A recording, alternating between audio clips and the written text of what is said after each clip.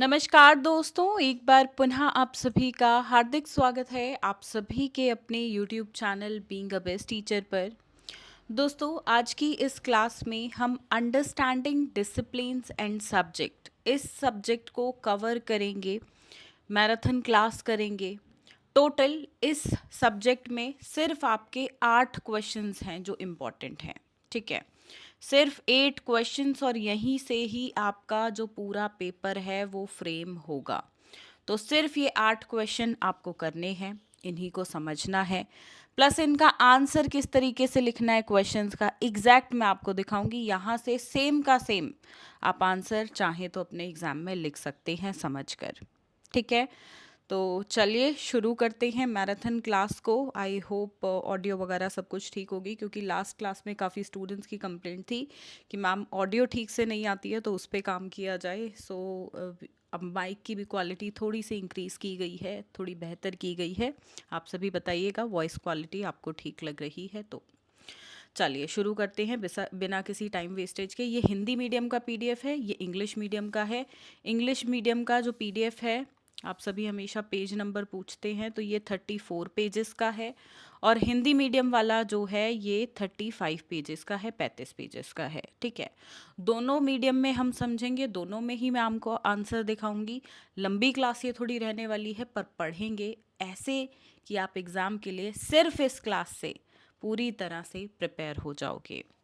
चलिए शुरू करते हैं पहले प्रश्न से। शैक्षणिक अनुशासन की प्रकृति और प्रकार का वर्णन करें, ठीक है। प्रकृति पूछी, फिर प्रकार पूछा, और स्कूली पाठ्यक्रम में शैक्षिक अनुशासनात्मक ज्ञान की भूमिका पर चर्चा करें। देखिए यहाँ पे शैक्षणिक अनुशासन यानी कि डिसिप्लिन, अकेडमिक डिसिप्लिन की जगह कभी कभी सिर्फ डिसिप्लिन भी लिखा हो सकता है, ठीक है। पर कहने का तात्पर्य यह है कि भाई यहाँ पे वो डिसिप्लिन, स्कूल डिसिप्लिन उसकी बात नहीं हो रही है, स्ट्रिक्टनेस वाला जो स्पोर्ट्स टीचर बोलते हैं ना अक्सर, डिसिप्लिन रहो, अनुशासन में रहो, वो वाली बात नहीं हो रही है। अकेडमिक डिसिप्लिन का मतलब है सब्जेक्ट्स से संबंधित, ठीक है। चलिए इसको समझते हैं। डिसिप्लिन स्ट्रिक्टनेस वाला नहीं है, इस चीज़ का ध्यान रखिएगा। बुक्स में बहुत सारे पब्लिकेशंस में गलत इन्फॉर्मेशन है, तो प्लीज़ गलत इन्फॉर्मेशन मत लीजिएगा। देखिए एकेडमिक डिसिप्लिन क्या होता है, ये एक ब्रांच है, एक नॉलेज की फील्ड है, ठीक है, जिसमें हम अपनी पढ़ाई करते हैं, ठीक है। जैसे एकेडमिक डिसिप्लिन स्कूल के लेवल से ना समझ के पहले कॉलेज के लेवल से समझते हैं।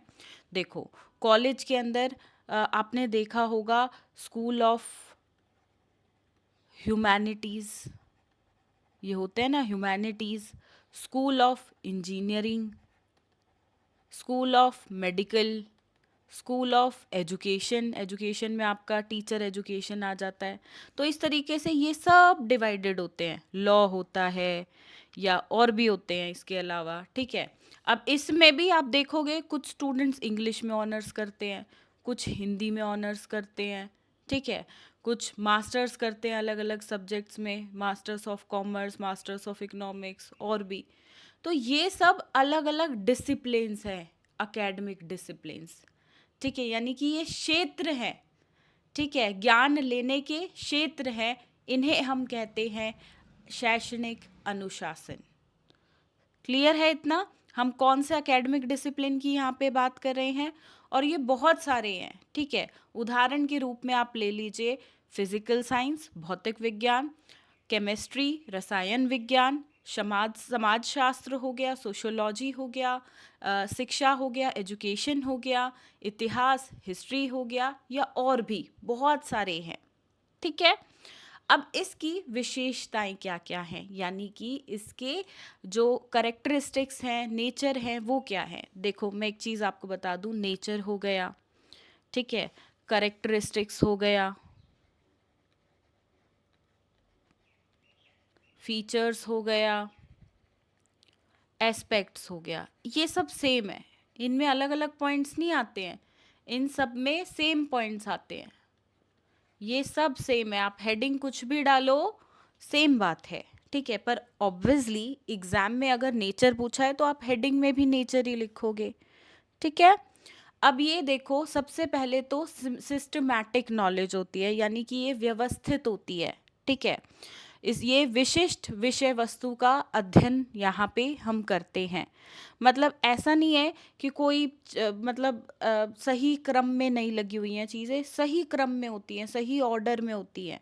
आपने देखा होगा, जैसे मैथ्स में, स्कूल का एग्जाम्पल ले लेते हैं, नंबर सिस्टम का चैप्टर देखोगे तो आप पहले होता है, ठीक है। मतलब शुरू में बेस बनाने वाले चैप्टर होते हैं, जिनसे आगे के चैप्टर्स के लिए बेस बनता है।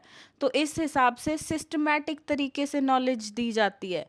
पहले आप देखोगे स्कूल में बच्चे का बेस बनाया जाता है, उसके बाद वो बैचलर्स करता है, उसके बाद वो मास्टर्स करता है, तो बेस बना के ही आगे लेवल बढ़ाया जाता है। इस प्रकार से सिस्टमैटिक नॉलेज जो है हर एक एकेडमिक डिसिप्लिन में दी जाती है, जो कि सब्जेक्ट एक्सपर्ट्स डिज़ाइन करते हैं इनके करिकुलम को। दूसरा है डिफाइंड बाउंड्रीज। देखो, एक सब्जेक्ट में दूसरा सब्जेक्ट मिक्स ना हो जाए, इस बात का ध्यान रखा जाता है, और उसी से मतलब उसी क्षेत्र से हम लिमिटेड रहें, उसी एकेडमिक डिसिप्लिन में लिमिटेड रहे, इस चीज़ों का ध्यान रखा जाता है।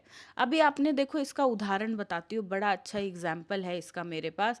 आप पेडागोजी सब्जेक्ट देखते हो ना बीएड के अंदर, इन पेडागोजी सब्जेक्ट्स में बेटा क्या होता है, आप देखोगे अगर फिजिकल साइंस का पेडागोजी सब्जेक्ट है, तो उसमें यहाँ पे बीएड के अंदर, क्योंकि बीएड एक टीचिंग कोर्स है, आपको यहाँ पढ़ाया जाता है पढ़ाना कैसे है, क्या क्या पढ़ाना है वो नहीं बताया जाता, कैसे पढ़ाना है वो बताया जाता है, ठीक है। तो यहाँ पे फिजिकल साइंस का हम पढ़ाते हैं बच्चों को कि पढ़ाना कैसे है, ना कि ये पढ़ाएंगे कि पढ़ाना क्या क्या है। मैं इसके अंदर के फिजिकल साइंस का इलेक्ट्रोमैग्नेट हो गया, फोर्स हो गया, फ्रिक्शन हो गया, आपका गुरुत्वाकर्षण हो गया, ग्रेविटेशनल फोर्स हो गया, न्यूटन की थ्योरी हो गई, ये सब नहीं पढ़ाने बैठूंगी मैं बीएड के बच्चों को। बल्कि इन चैप्टर्स को कैसे मेथड से, किन टीचिंग की सामग्री से पढ़ाना है, आप अपने बच्चों को कैसे स्कूल के बच्चों को पढ़ाओगे, मैं आपको वो सिखाऊंगी। बीएड में वो सिखाया जाता है, ठीक है। तो ऐसे, क्योंकि वो चीज़ तो बच्चे अपनी ग्रेजुएशन में, पोस्ट ग्रेजुएशन में पहले से सीख कर आए हैं, तो एजुकेशन कोर्स के अंदर ये एक बाउंड्री रखी गई है। और इसी प्रकार से बाकी जो एकेडमिक डिसिप्लिन होते हैं उनमें भी ये ऐसी बाउंड्रीज क्रिएट करती हैं, ताकि वो सब्जेक्ट से ही लिमिटेड रहे, दूसरे सब्जेक्ट में ना अपने सब्जेक्ट को इंक्लूड कर ले। समझ रहे हो। तीसरा है based on theories and principles.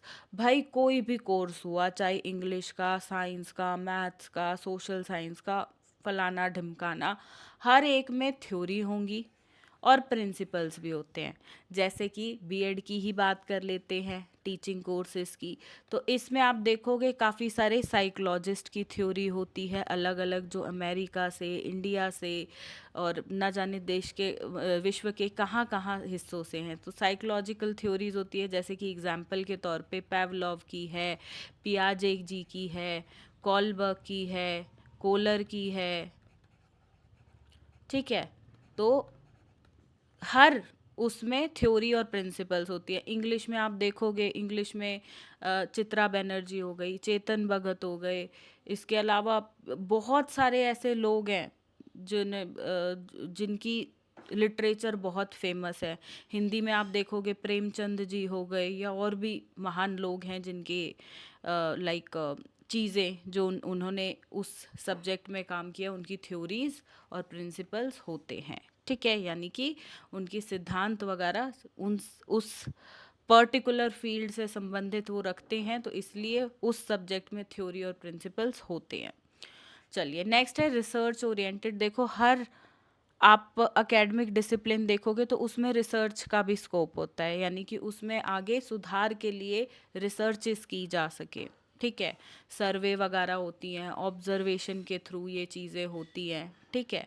तो इंटरव्यू वगैरह रखे जाते हैं। तो हर डिसिप्लिन में, एकेडमिक डिसिप्लिन में ये चीज़ें होती हैं, ठीक है। आगे है इवॉल्विंग ओवर टाइम। देखो, टाइम के साथ हर चीज़ें तो बदलती हैं, एकेडमिक डिसिप्लिन्स में भी बहुत जो है चेंजेस आते हैं, ठीक है। आज के टाइम में तो एजुकेशन में ही काफ़ी चेंजेस आ रहे हैं, जैसे टेक्नोलॉजी के हिसाब से आ रहा है, अब तो एआई आ गया है, ठीक है।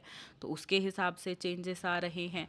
तो एकेडमिक डिसिप्लिन्स कुछ करिकुलम में चेंजेस हो रहे हैं, सिलेबस में चेंजेस हो रहे हैं, एक्टिविटीज़ में हो रहे हैं और चेंजेस हो रहे हैं।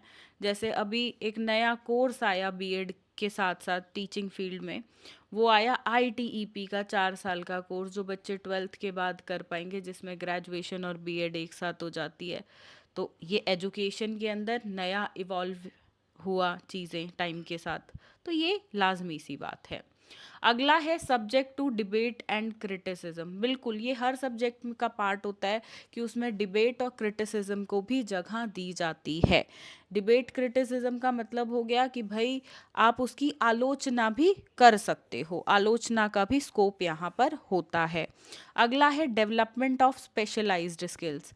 बिल्कुल, यहाँ पे हम स्पेशल, जैसे देखो बीएड के अंदर हम प्रोफेशनल स्किल्स को सीखते हैं, प्रोफेशनल स्किल्स को सीखते हैं, ठीक है। तो यहाँ पे हम टीचर बनने के काबिल बनते हैं, सही बात। चलिए अगला है एकेडमिक राइगर। ये बिल्कुल देखो, आप उस एकेडमिक्स के महारथी बन जाते हो, ठीक है, आपके पास स्कॉलरशिप आ जाती है, डिग्री आ जाती है उस पर्टिकुलर जो भी एकेडमिक डिसिप्लिन है आपका, जिस भी सब्जेक्ट में आप अपनी पढ़ाई कर रहे हो उसकी, सही बात। चलिए आगे बढ़ेंगे। अब है इसकी प्रकृति, एकेडमिक डिसिप्लिन यानी कि शैक्षणिक अनुशासन की प्रकृति। तो देखिए व्यवस्थित ये नेचर आ गया आपका, ठीक है, यहाँ पे, और ये यहाँ पे डाले हुए हैं विशेषताएं, अलग अलग डाल दिए हैं ये, बल्कि सेम होती हैं, ठीक है, क्योंकि आंसर में कमी पड़ रही थी तो दो तरीके से वही चीज़ों को घुमा फिरा के लिखा हुआ है, ठीक है। ये जो अभी हमने पढ़े हैं ना फ्लो चार्ट में, ये सारे अब हिंदी में आ गए, ये वाली, ठीक है। व्यवस्थित ज्ञान प्रणाली है, अनुशासन आधारित अध्ययन है, सिद्धांत और अनुसंधान पर आधारित है, रिसर्च का स्कोप है, ज्ञान का विस्तार करना यहाँ पर है, समाज और जीवन से ये संबंधित है, विश्लेषणात्मक और आलोचनात्मक दृष्टिकोण इसका है, विशेषज्ञता की ओर ये अग्रसर है, और शैक्षणिक पहचान का निर्माण है, ठीक है, स्कॉलर आप उस सब्जेक्ट के बन जाते हो, सही बात। अब आगे बढ़ेंगे। अब है इसके प्रकार, ठीक है। देखो पहला प्रकार है प्राकृतिक विज्ञान यानी कि नेचुरल साइंस, ठीक है। काफ़ी स्टूडेंट्स हैं जो नेचुरल साइंस पढ़ते हैं, जैसे इसमें भी फील्ड हैं अलग अलग, physics, chemistry, biology, geology, astronomy, ठीक है। तो ये अलग अलग इसमें भी फील्ड हैं, जिसके चैप्टर्स भी आप देख सकते हो आगे लिखे हुए हैं कि किस में क्या बेसिकली पढ़ा जाता है, ठीक है। तो ये एक तरह का अपना हमारा शैक्षणिक अनुशासन हुआ, ठीक है, जिसमें हम प्रकृति, उससे जुड़े पदार्थ, ऊर्जा, प्राकृतिक घटनाओं का अध्ययन करते हैं, ठीक है। दूसरा है सामाजिक विज्ञान यानी कि सोशल साइंस। यहाँ पे हम मानव के समाज यानी कि जो ह्यूमन सोसाइटी है उसके बारे में पढ़ते हैं, कहाँ से इंसान आया, ठीक है, हिस्ट्री इंसान की क्या रही, धरती की क्या रही, उससे संबंधित चीज़ें पढ़ते हैं, ठीक है। समाज जो है वो समाज बना कैसे, ठीक है, ये सब इसके अंदर पढ़ा जाता है। इसके अंदर भी आगे फील्ड्स हैं, एकेडमिक डिसिप्लिन्स हैं, जो कि है sociology, psychology, political science, economics और एंथ्रोपोलॉजी, ठीक है, उदाहरण के रूप में है ये। अब आता है ह्यूमैनिटीज़ यानी कि मानविकी। मानविकी वे अनुशासन है जो मानव संस्कृति, विचार, भाषा, कला और इतिहास, ठीक है, मतलब कि कल्चर को, इंसान के बिहेवियर को, उसकी लैंग्वेज को, आर्ट को, हिस्ट्री को, सबको अध्ययन करता है, ठीक है। हाँ, ये कहीं ना कहीं सोशल साइंस जैसा ही होता है। इसमें history, philosophy, literature, linguistic, theology ये सब शामिल रहते हैं, ठीक है। आगे है औपचारिक विज्ञान यानी कि फॉर्मल साइंस। यहाँ पे देखो वो जो कॉम्बिनेशंस होते हैं ना 11th-12th में, पीसीबी, पीसीएम, वैसी फॉर्मल साइंस की बात यहाँ पर हो गई, ठीक है, थोड़ा कंबाइंड फॉर्म हो गया, जैसे mathematics, logic, statistics, computer science, ये सब इसके अंदर आ जाते हैं, ठीक है। आगे बढ़ेंगे। पांचवा है व्यवसायिक अनुशासन यानी कि प्रोफेशनल डिसिप्लिन्स। एजुकेशन, जैसे कि एजुकेशन हमारा ही हो गया टीचर्स का, ठीक है, टीचर एजुकेशन की यहाँ पे बात हो रही है। अगला हो गया मेडिसिन, अगला हो गया लॉ, इंजीनियरिंग, मैनेजमेंट, जर्नलिज्म, ये सब प्रोफेशनल डिग्रीज होती हैं, प्रोफेशनल एकेडमिक डिसिप्लिन्स हैं, ठीक है, जिससे आप किसी प्रोफेशन में आगे जाके लग सकते हो, उसको परस्यू कर सकते हो। अगला है अनुप्रयुक्त विज्ञान यानी कि अप्लाइड साइंस। इसके अंदर एग्रीकल्चर साइंस हो गया, environmental science, animal husbandry and dairy science, information technology, nutrition and dietetics, ये सब आता है, ठीक है। विज्ञान के सिद्धांत का उपयोग करके व्यवहारिक समस्याओं का जब समाधान हम करते हैं तो वो अप्लाइड साइंस होती है, ठीक है। आगे है ललित कला अनुशासन यानी कि फाइन आर्ट्स डिसिप्लिन, जिसमें बेसिकली एक प्रैक्टिकल डिसिप्लिन होता है, जिसमें चित्रकला है, संगीत है, नृत्य है, रंगमंच है और मूर्ति कला, ये सब आते हैं। ये उदाहरण है, इसके अलावा और भी हैं, ठीक है। अगला है अंतर्विषयी अनुशासन यानी कि इंटरडिसिप्लिनरी अप्रोच। इसमें ना मतलब दो डिसिप्लिन्स का मिक्सचर होगा, दो या दो से ज़्यादा डिसिप्लिन्स का। इसके अंदर बायोटेक्नोलॉजी मतलब कि बायोलॉजी और टेक्नोलॉजी दो आ गई, जीव विज्ञान और प्रौद्योगिकी। ऐसे ही पर्यावरण शिक्षा हो गया, महिला अध्ययन हो गया, शांति और संघर्ष अध्ययन हो गया, मानव अधिकार अध्ययन होगा। तो ये इसके कुछ उदाहरण हैं। यहाँ पे देखो 8 प्रकार हम कर रहे हैं, ठीक है। इसके अलावा अगर आपको कोई ध्यान आता है तो आप वो भी लिख सकते हो, ठीक है। अगला है शैक्षणिक अनुशासन ज्ञान की भूमिका स्कूली पाठ्यक्रम में क्या है, वो आपको बताना है। एक बार हिंदी में टाइप्स देख लेते हैं। हिंदी में ना थोड़े से मैंने कम इंक्लूड किए हुए हैं, यहाँ पे 3 या 4 तरह के किए हुए हैं। नेचुरल साइंस, सोशल साइंस, क्योंकि अंदर की एक्सप्लेनेशन को बढ़ा दिया है, ठीक है, और ह्यूमैनिटीज़ हो गया। इसके अलावा जो अभी हिंदी में हमने किया, अगर आप वो लिखना चाहते हो तो वो भी लिख सकते हो, पर मैंने कम इसलिए डाले क्योंकि ऑलरेडी इंग्लिश में आंसर काफ़ी बड़ा हो गया था, ठीक है। 16 नंबर के हिसाब से अगर मैं और ज़्यादा देती तो आप सब 8-10 पेजों में लिखते, तो इसलिए इंग्लिश में मैंने थोड़ा लिमिट किया है। हिंदी में प्रकारों को बढ़ा दिया है क्योंकि वहाँ पे पेजेस की कमी पड़ रही थी।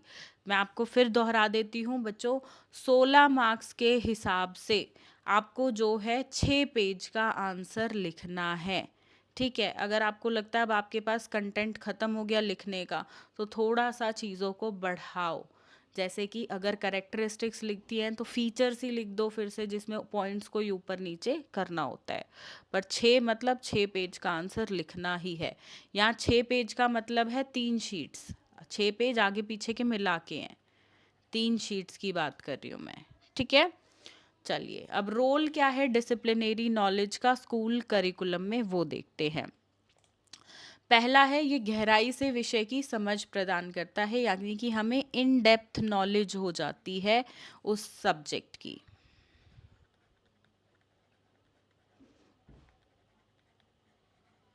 ठीक है।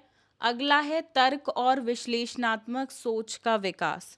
बिल्कुल, ये हमारी एब्स्ट्रैक्ट थिंकिंग को, हमारी क्रिटिकल थिंकिंग को बढ़ा देता है, ठीक है, मतलब सूझबूझ से हम काम करने लगते हैं। And inquiry. अगला है शोध और खोज की प्रेरणा। बिल्कुल, यहाँ पे रिसर्च की प्रेरणा, मोटिवेशन मिलता है, ठीक है। जैसे कि मुझे याद है मेरी मास्टर्स के अंदर मैंने जो है एजुकेशनल टेक्नोलॉजी पे रिसर्च करी थी, ठीक है, अलग अलग स्कूलों में जाके। तो इस प्रकार से जो एकेडमिक डिसिप्लिन्स होते हैं उनके अंदर रिसर्च के लिए भी मोटिवेशन जगह होती है, उसके भी अलग से मार्क्स स्टूडेंट्स को मिलते हैं। फाइनल सेमेस्टर में ये जनरली रखा जाता है।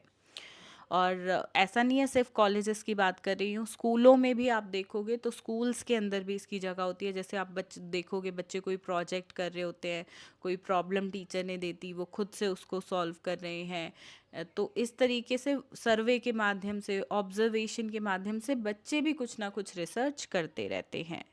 अगला है विषयगत सुसंगतता बनाए रखना, ठीक है। इसको थोड़ा सा नीचे से देखेंगे। देखिए, इसमें पाठ्यक्रम में अनुशासनात्मक ज्ञान यह सुनिश्चित करता है कि विषय के अंदर की सामग्री एक दूसरे से जुड़े और संगठित हो, यानी कि देखो क्रमबद्ध तरीके से हो, मतलब सिस्टमैटिक हो, ऑर्गेनाइज्ड हो। जो पहला चैप्टर है वो दूसरे से रिलेटेड हो। ऐसा ना हो कि पढ़ना, बेस बनाना था पहले किसी चैप्टर से, बट पढ़ लिया डिफ़िकल्ट वाला चैप्टर जिसमें बेसिक्स थे, वो वाला पढ़ा ही नहीं।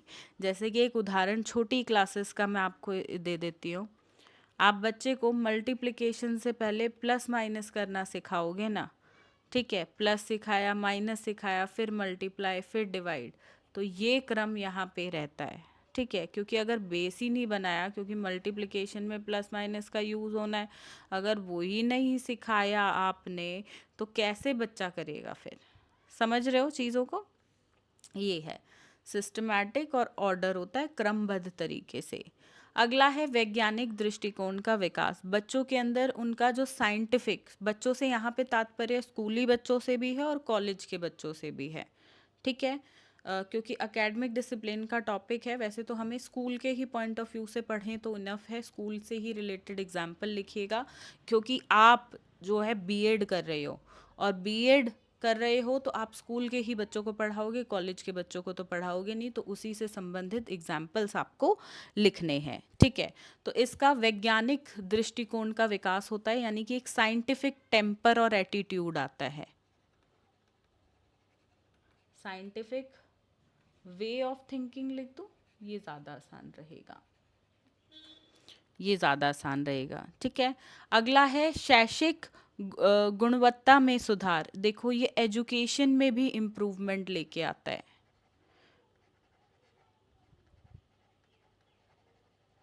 अगला है व्यवहारिक जीवन से संबंध। बिल्कुल, ये देखो हमारे जीवन से ही संबंधित है। देखो पढ़ाई जो भी है वो जीवन से संबंधित ही है, ऐसा नहीं है वो अलग है। तो एकेडमिक डिसिप्लिन्स भी जीवन से ही संबंध रखते हैं। आगे और भी हैं, ठीक है, जैसे अंत विषयक शिक्षा को बढ़ावा देना, शैक्षिक एवं मानसिक अनुशासन का निर्माण, विद्यार्थी के सर्वांगीण विकास में योगदान। पर हमें जो है एग्जाम पॉइंट ऑफ व्यू से कोई 6 या मैक्सिमम 8 करने हैं, इससे ज़्यादा की ज़रूरत बिल्कुल नहीं है, ठीक है।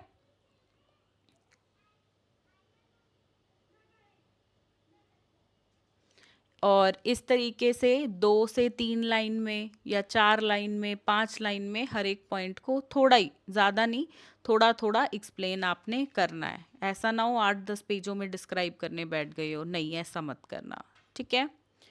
आगे बढ़े।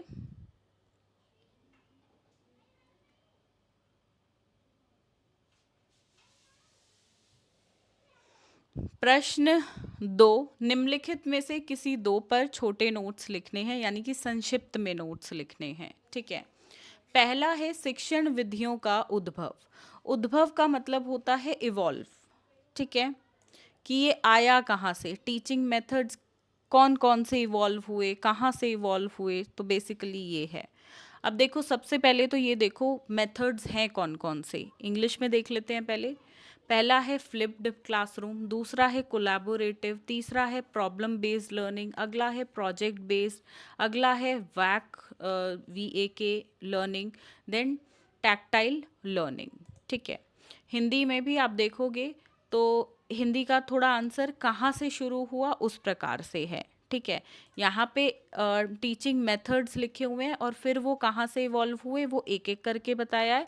हिंदी में इवॉल्वेशन के साथ जो है मेथड्स को डिस्क्राइब किया गया है। दोनों तरीक़ों से आप उत्तर लिख सकते हो, दोनों ही सही होंगे। देखो सबसे पहले तो समझो शिक्षण विधि क्या होती है, यानी कि टीचिंग मेथडोलॉजी क्या है, अप्रोच क्या है। तो हम बच्चों को जिन जिन तरीक़ों से पढ़ा सकते हैं, ठीक है, जैसे गतिविधि के माध्यम से, एक्टिविटीज़ के माध्यम से हम पढ़ा रहे हैं बच्चों को, ठीक है, तो वो एक्टिविटी बेस्ड लर्निंग होगी, गतिविधि के माध्यम से शिक्षण हो गया, ठीक है, तो ये एक शिक्षण विधि हो गई। आप बच्चों को मात्र जो है एक्सप्लेन कर रहे हो चीज़ें, लेक्चर के माध्यम से पढ़ा रहे हो तो वो लेक्चर मेथड हो गया। आप बच्चों को कुछ करके दिखा रहे हो, डेमो दे रहे हो बच्चों को, बच्चे देख रहे हैं, ऑब्जर्व कर रहे हैं आपको, ठीक है, तो वो डेमोन्स्ट्रेशन मेथड हो गया। तो इस प्रकार से अलग अलग हैं। टीम टीचिंग हो गया, ठीक है, जिसमें 2 या 2 से अधिक टीचर मिलकर पढ़ाते हैं। तो ये शिक्षण विधियां हैं अलग अलग, ठीक है। इनका सभी अब ये आई कहाँ से, ये उद्भव इनका कहाँ से हुआ, ठीक है। वो देखने वाली बात रहेगी। थोड़ी सी वॉल्यूम इंक्रीज कर लेना स्टूडेंट्स। मेरा हाथ ना दुख गया है बिल्कुल माइक पकड़ के, तो थोड़ा सा मैंने इसमें टी शर्ट में इसको पिन अप किया है। क्लास थोड़ी लंबी रहने वाली है तो मैं कोशिश करूँगी अब मैं लाउड बोलूँ थोड़ा, क्योंकि वॉइस क्लैरिटी की कंप्लेंट्स रहती हैं आप सभी की, तो I want to improve that.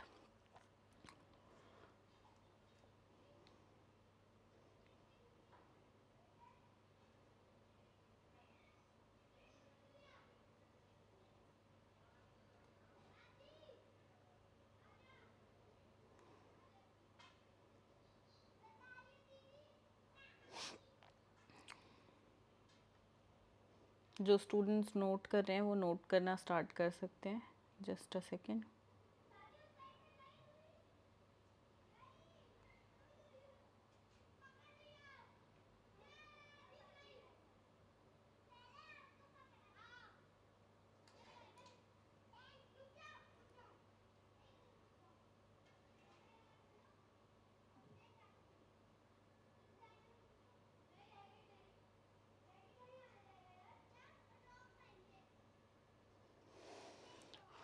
चलिए, तो शिक्षण विधि पता चल गई। अब देखो, प्राचीन काल में शिक्षण विधियों की अगर हम बात करते हैं तो पहले गुरुकुल का टाइम हुआ करता था। ठीक है, गुरुकुल में आप देखोगे गुरु होता था जो मौखिक रूप से बच्चों को, बालकों को पढ़ाता था। ठीक है, तो वहाँ पे बच्चे जो है गुरुकुल में ही रहते थे। ठीक है, बहुत गुरु का इतना मान सम्मान होता था कि बेसिकली वहाँ पे इमिटेशन मेथड चलता था कि जैसा जैसा गुरु कर रहा है वैसा वैसा आपको करना है। ठीक है, बेसिकली नकल करनी है गुरु की।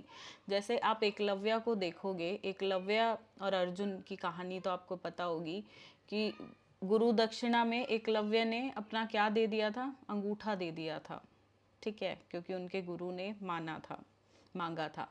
ठीक है, तो वहाँ पे गुरु का इतना सम्मान होता था। ठीक है, और गुरु की जो पढ़ाने का तरीका रहता था, मेथड रहता था, वो था इमिटेशन का। बेसिकली जो टीचर बोलते थे बच्चे सुनते थे, कोई ज़्यादा प्रश्न नहीं पूछते थे, और सिर्फ जैसे अगर वो तीर चलाना सिखा रहे तो उनकी स्ट्रैटेजी को फॉलो करके आगे वही चीज़ करते थे।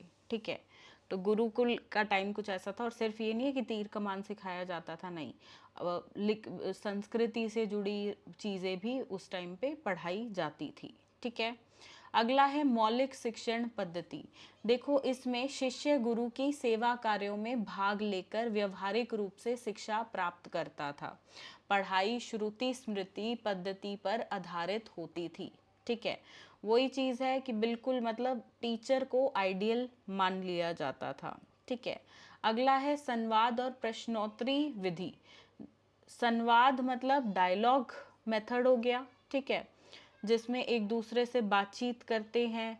कुछ मतलब आप ये लगा लो, जैसे आज के टाइम में आप देखते हो महाभारत होती है। ठीक है, प्ले वगैरह होते हैं दिवाली वगैरह से पहले, तो उसी तरीके से उनमें संवाद होते हैं, डायलॉग्स होते हैं।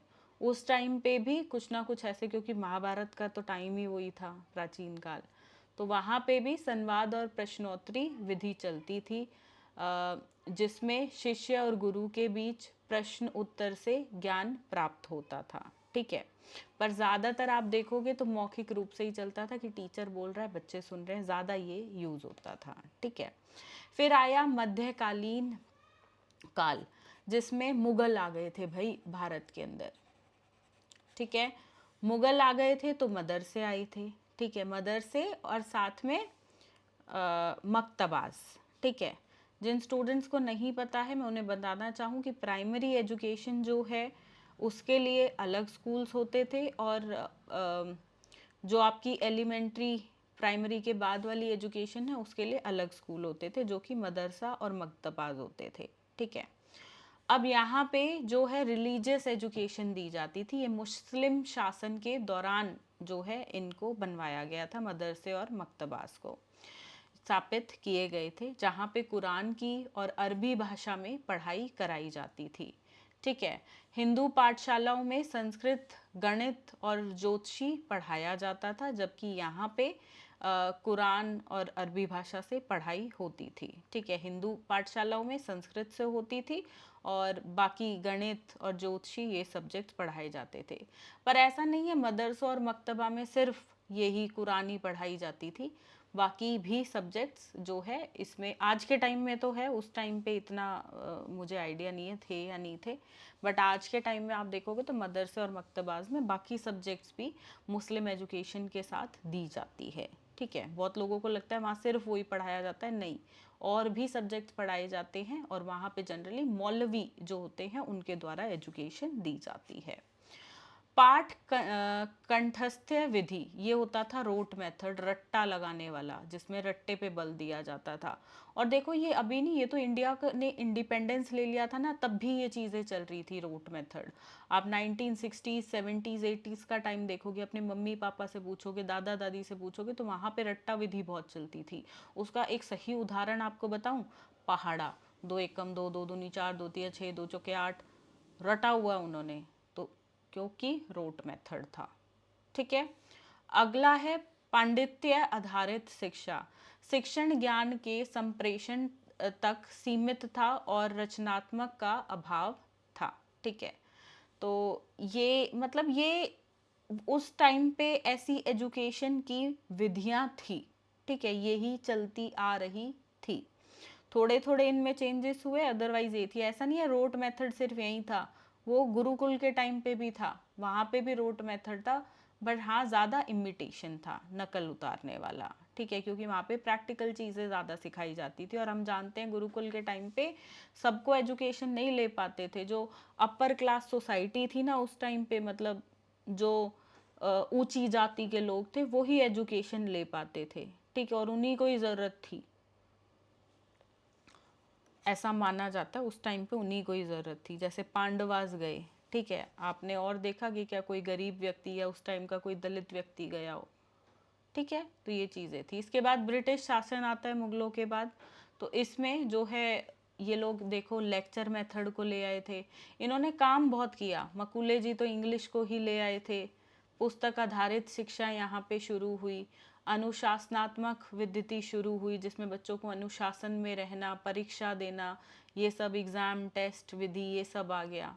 ठीक है, तो ये सब आ गया था, पर वही बात है, चीज़ें जो है इस टाइम पे भी आप देखोगे तो इंग्लिश में पढ़ा रहे थे, भारतीय संस्कृति को ख़त्म कर रहे थे। ये इनको लग रहा था इंडिया के ट्रेडिशन और इन हिंदी भाषा में पढ़ाने का कोई मतलब नहीं है, क्योंकि ये अपने लिए नौकर तैयार करना चाहते थे और उस तरह की ही विधि इन्होंने शिक्षण के अंदर रखी थी। ठीक है, अगला है ये स्वतंत्रता के बाद की, जो कि देखो हमारे महात्मा गांधी जी की बुनियाद पे रखी गई, जिसमें बेसिक एजुकेशन और नई तालीम आ जाता है। रविंद्रनाथ टैगोर जी का जो शिक्षण दृष्टिकोण था, जैसे प्रकृति कला, इसको जगह दी गई। डॉक्टर जॉन देवी जो एक प्रैग्मेटिज्म थे, प्रकृतिवादी थे। ठीक है, उनके अनुभव, यह सिर्फ यही लोग नहीं है, इनके अलावा भी बहुत लोग हैं जिनके आधार पर विधियों का निर्माण किया गया। ठीक है, अब देखो अगली चीज मैं आपको बताती हूँ जो आज के टाइम में चल रही हैं। आज के आधुनिक शिक्षण में जो चल रही हैं वो है चाइल्ड सेंटर्ड मेथड, यानी कि बाल केंद्रित शिक्षा। आज के टाइम में बच्चे की रुचि, क्षमता और अनुभव के हिसाब से उसको केंद्र रखते हुए हम बच्चे को चीज़ें पढ़ाते हैं। अगला है एक्टिविटी बेस्ड लर्निंग। आज के टाइम में तो भाई पेरेंट्स परेशान है कि स्कूल इतनी एक्टिविटीज़ दे देता है, पर ये आज के करिकुलम में है। अगला है एक्सपेरिमेंटल मेथड, बच्चे प्रयोग करते हैं बहुत सारे। ठीक है, प्रयोग पे आधारित शिक्षा होती है, एक्सपेरिमेंट्स करते हैं, जैसे कि साइंस के एक्सपेरिमेंट्स लगा लीजिए जो बच्चा केमिस्ट्री लैब में, बायोलॉजी लैब में और फिजिक्स लैब में जाके करता है। ठीक है, अगला है समस्या समाधान विधि, यानी कि प्रॉब्लम सॉल्विंग मेथड। ठीक है, यहाँ पे बच्चे को प्रॉब्लम दे दी जाती है टीचर के द्वारा, टीचर बीच बीच में उसे फैसिलिटेट करती है, लेकिन प्रॉब्लम का सॉल्यूशन नहीं बताती है। जहाँ वो अटकता है उसे आगे बढ़ाने के लिए हिंट दे देती है, थोड़ा सा मतलब एक माइनर हेल्प दे दी ताकि वो आगे बढ़ जाए और खुद अपनी प्रॉब्लम को सॉल्व कर पाए। ठीक है, अगला है प्रोजेक्ट मेथड, बच्चों को प्रोजेक्ट्स दिए जाते हैं, कुछ इंडिविजुअल कुछ टीम में मिलके प्रोजेक्ट बच्चे करते हैं और उसकी मदद से सीखते हैं। अगला है डिजिटल और आईसीटी आधारित विधियाँ। इसमें क्या है, स्मार्ट क्लास है, ऑडियो विजुअल एड हैं, ऑनलाइन शिक्षा है, ई लर्निंग, आधुनिक युग, वेबसाइट के माध्यम से, यूट्यूब के माध्यम से। आप देखोगे आज के टाइम में अधिकतर स्कूलों का यूट्यूब चैनल है, तो ऐसे बच्चे सीखते हैं। ठीक है, अब ये कुछ एडिशनल इन्फॉर्मेशन है, 6 पॉइंट को आप चाहो तो इंक्लूड कर देना, वरना स्किप भी कर सकते हो। अब आगे बढ़ेंगे, एक बार इंग्लिश मीडियम में मैं दिखा देती हूँ किस प्रकार से आंसर है। आप चाहें तो यहाँ से आंसर को नोट कर सकते हैं। देखो यहाँ पे वैक का मतलब है वी से विजुअल, ए से ऑडिटरी और के से काइनेस्थेटिक। ठीक है, चलिए अगला है the emergence of school subjects from political context. देखियो, स्कूल सब्जेक्ट्स को अगर हम पॉलिटिकल कंटेक्स्ट से देखें, यानी कि राजनीति के परिप्रेक्ष्य से, तो एक चीज़ उदाहरण देती हूँ। अभी रिसेंट में क्या हुआ है, जस्ट अ सेकेंड।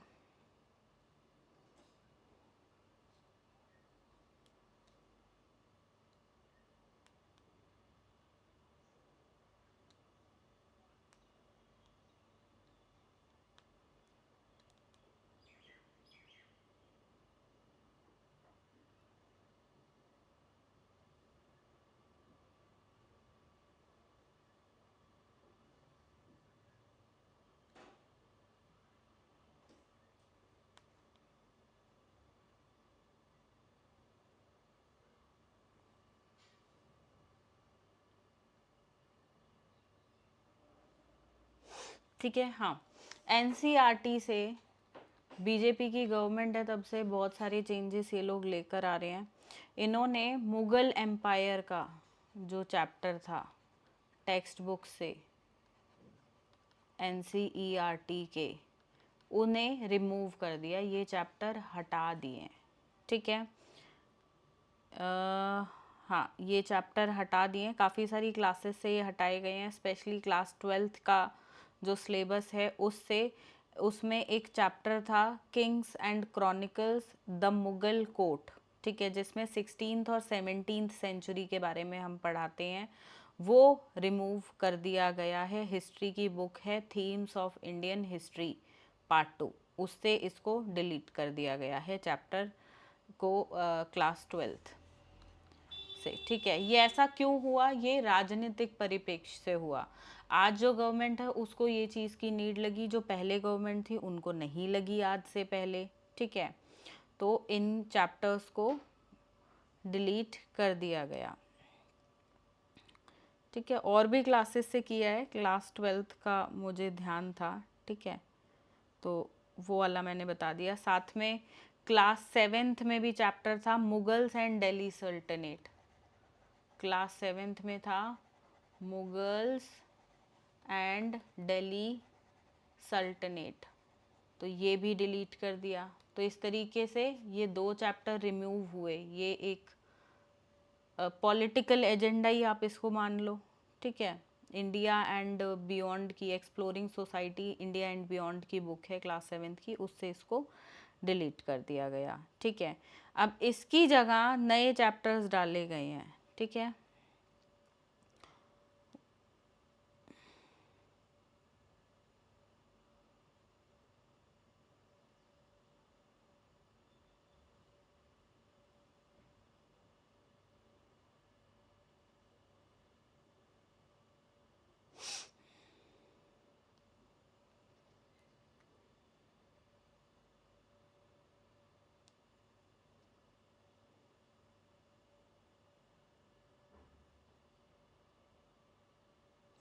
हाँ, जो नया चैप्टर डाला है वो है महाकुंभ का। ठीक है, महाकुंभ का चैप्टर डाला है इन्होंने सेक्रेड ज्योग्राफी में।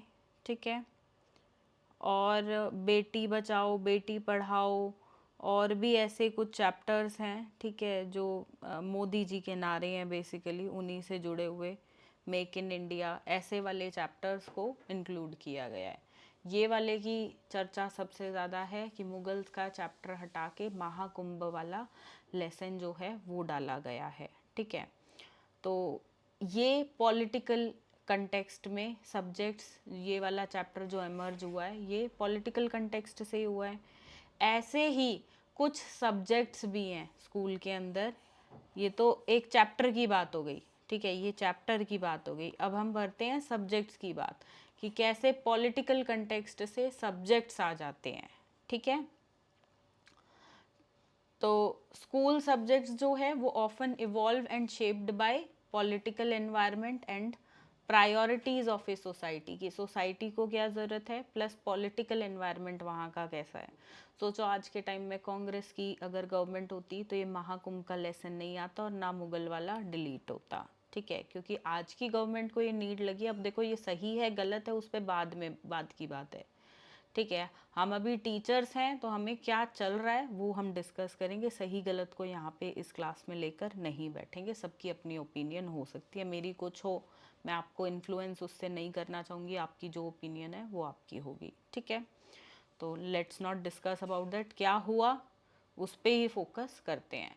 पॉलिटिक्स से नॉलेज पे भी इम्पैक्ट पड़ता है, इस एग्जाम्पल से हमें ये चीज़ क्लियर हो गई। आप चाहो तो ये एग्जाम्पल भी एग्ज़ाम में अपने लिख सकते हो, ठीक है।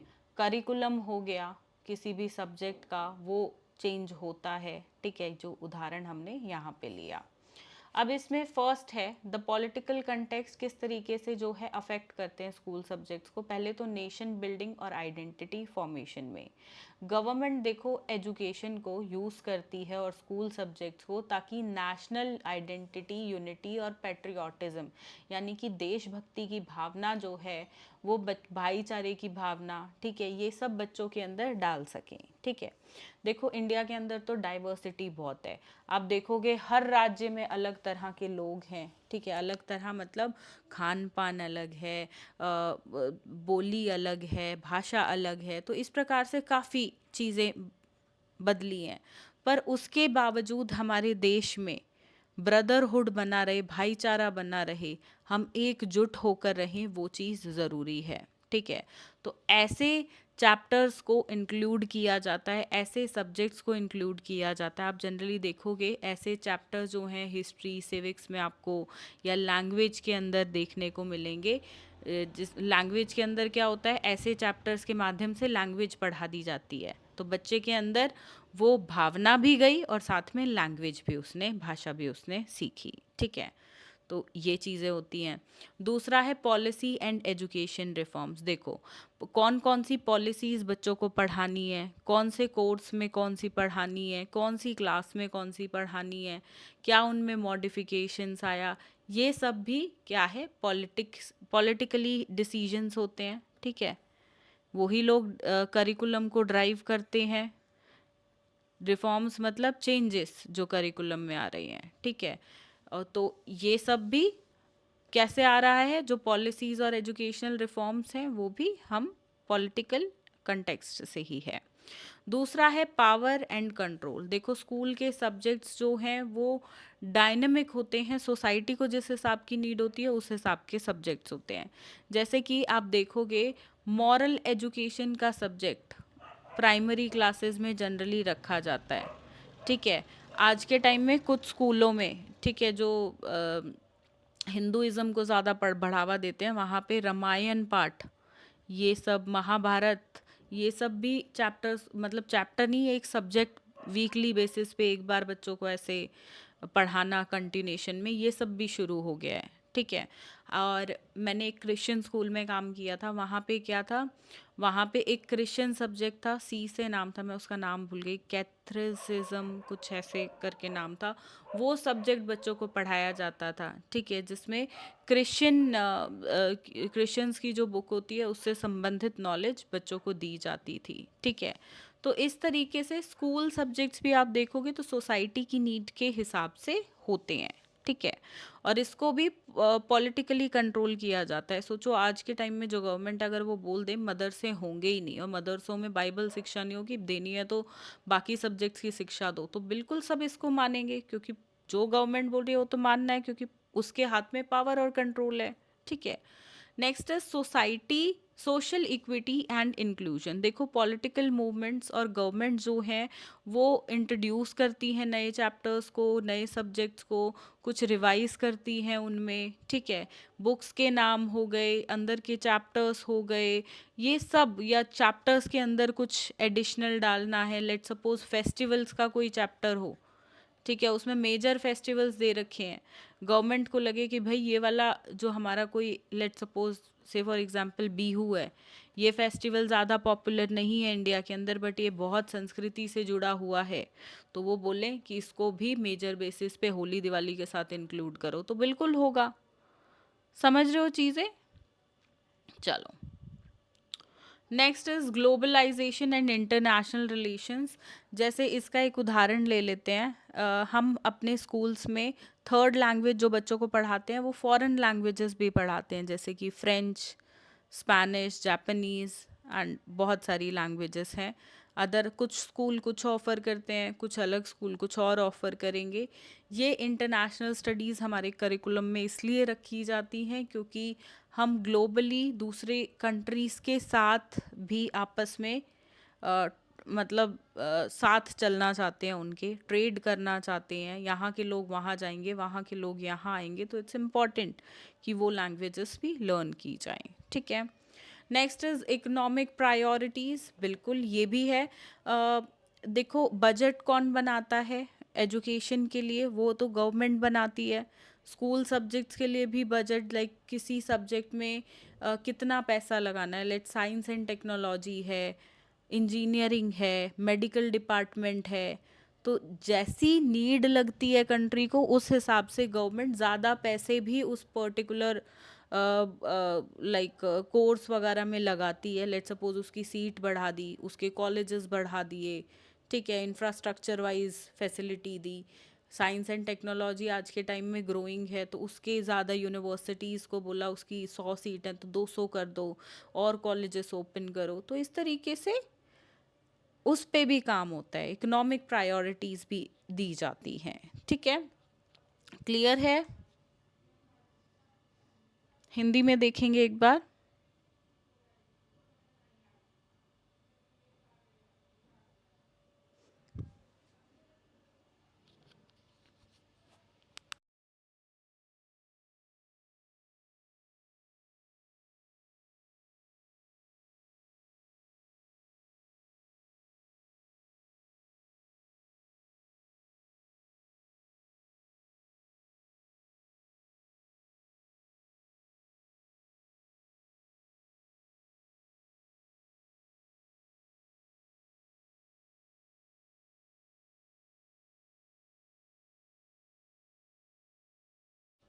चलिए आगे कंटिन्यू करेंगे। अगला प्रश्न है, क्वेश्चन है, what is a text book? Text book हम सभी जानते हैं, जैसे लेट सपोज क्लास सिक्स्थ में 5 सब्जेक्ट्स हैं, English, Hindi and mathematics, science, social science.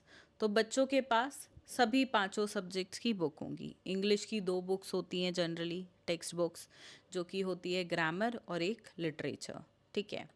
कुछ कुछ स्कूल्स में वर्क बुक भी होती है but work book text book के अंदर नहीं आएगी, वो अलग होती है, ठीक है। टेक्स्ट बुक हो गई लिटरेचर वाली और ग्रामर वाली। दूसरा ऐसे ही हिंदी में होता है 2 बुक्स, टेक्स्ट बुक्स।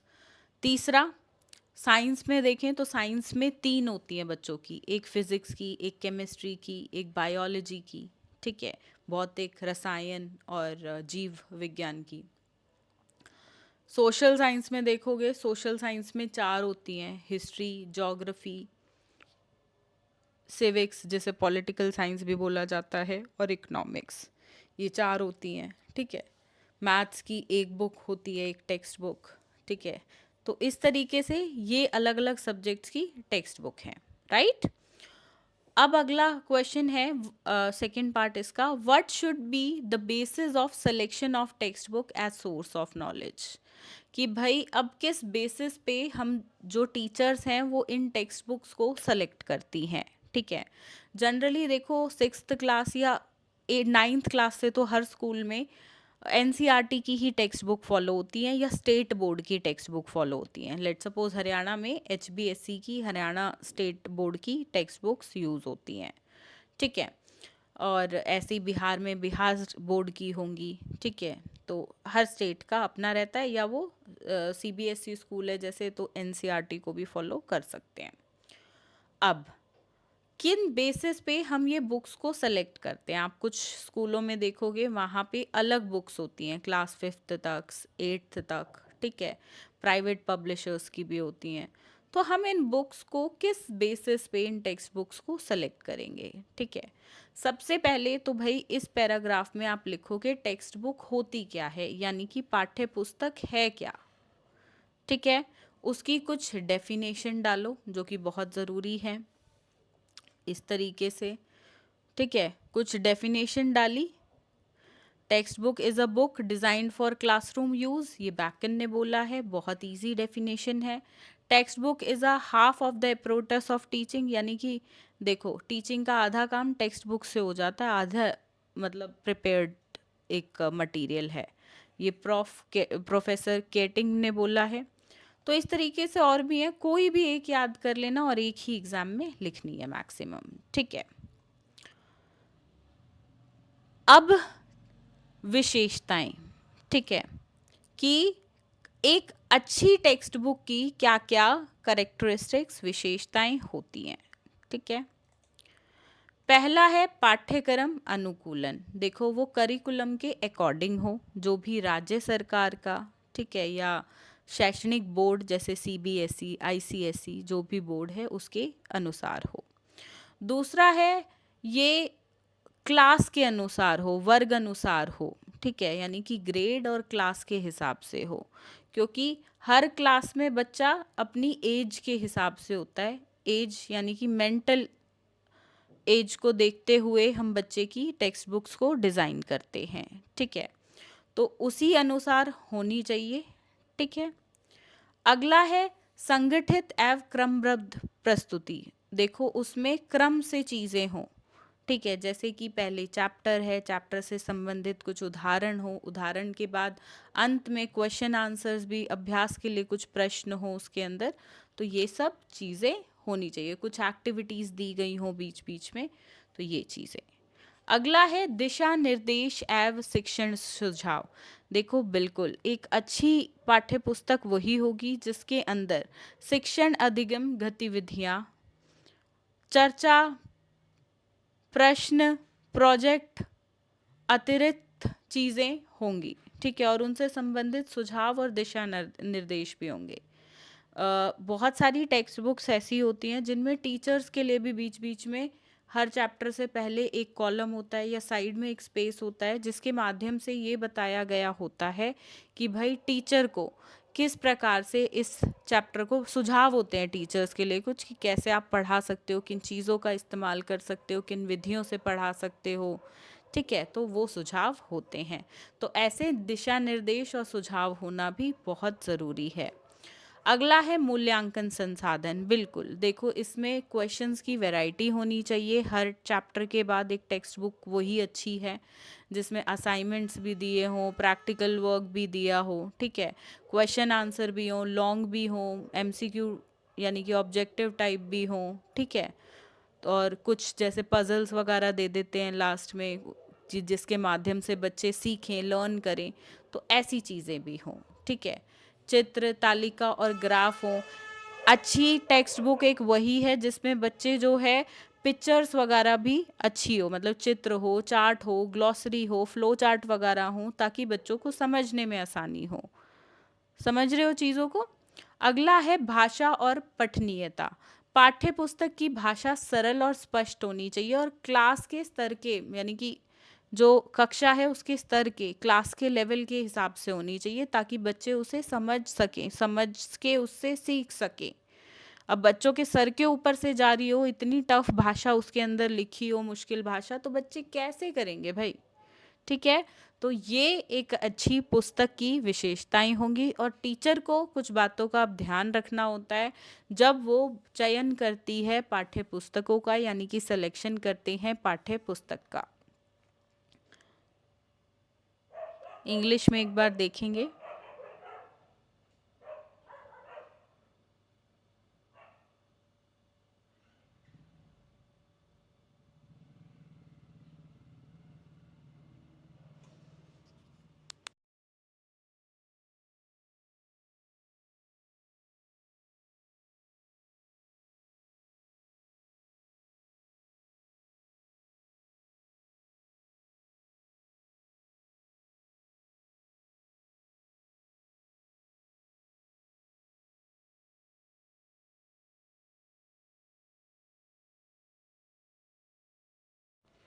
चलिए, अभी जो ऊपर हमने पॉइंट्स पढ़े हैं ना, वो ही पॉइंट्स इसमें रिपीट करेंगे, बस उनको जब एक्सप्लेन करेंगे तो थोड़ा सा तरीका सिलेक्शन के हिसाब से लिखेंगे। ठीक है, वो रेलेवेंस होनी चाहिए करिकुलम के अकॉर्डिंग। जब आप बुक सेलेक्ट कर रहे हो तो वो करिकुलम के अकॉर्डिंग हो, बच्चों की एज के अकॉर्डिंग हो, भाषा उसकी मुश्किल ना हो, प्रिंट क्वालिटी अच्छी हो, क्रमबद्ध तरीके से ऑर्गेनाइज्ड और सिस्टमैटिक तरीके से नॉलेज उसमें दी जा रही हो, चैप्टर्स हों उसमें, लास्ट में क्वेश्चन आंसर्स हो, प्रैक्टिस के लिए क्वेश्चंस हो, एक्टिविटी प्रैक्टिकल वर्क दिया गया हो, बीच में अच्छी कलर्ड और बढ़िया पिक्चर्स हों जिनसे कॉन्सेप्ट क्लियर हो। ठीक है, प्रॉपर बुक जो है वो बाइंडिंग वगैरह हो रखी हो, ऐसा ना हो बीच बीच में से पेज निकल रहे हैं, उसकी पेपर क्वालिटी अच्छी होनी चाहिए, कवर भी अच्छा खासा हो। ठीक है, क्योंकि कवर देखो, वो कहते हैं ना, डोंट जज a book by its cover, but real बात ये तो है कि भाई जो चीज़ अच्छी दिखती है वो अच्छी बिकती भी है, उसे पढ़ने में भी उतना इंटरेस्ट आता है। ठीक है, तो ये सब चीज़ों का ध्यान एक बुक को सेलेक्ट करते हुए as a source of knowledge teacher को रखना चाहिए। ठीक है, ये कुछ पॉइंट्स हैं। अब एक बार इनको रीड करोगे तो और अच्छे से पॉइंट्स ऐसे दिमाग में बैठ जाएंगे, एग्जाम में कहोगे अरे मेरे पास तो अभी और पॉइंट्स हैं और अब आगे आंसर लिख नहीं सकता क्योंकि 6 पेज तो भर गए। ठीक है, मैं उम्मीद करती हूँ अच्छे से समझ आ रहा होगा।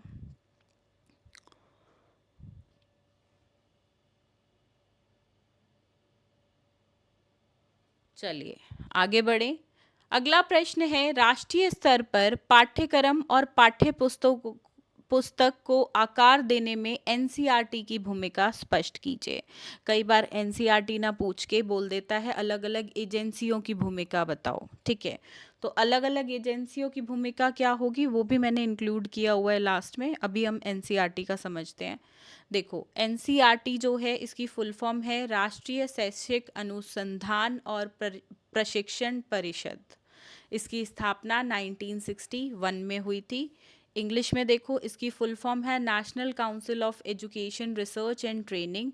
ये इस्टेब्लिश हुई थी 1961 में।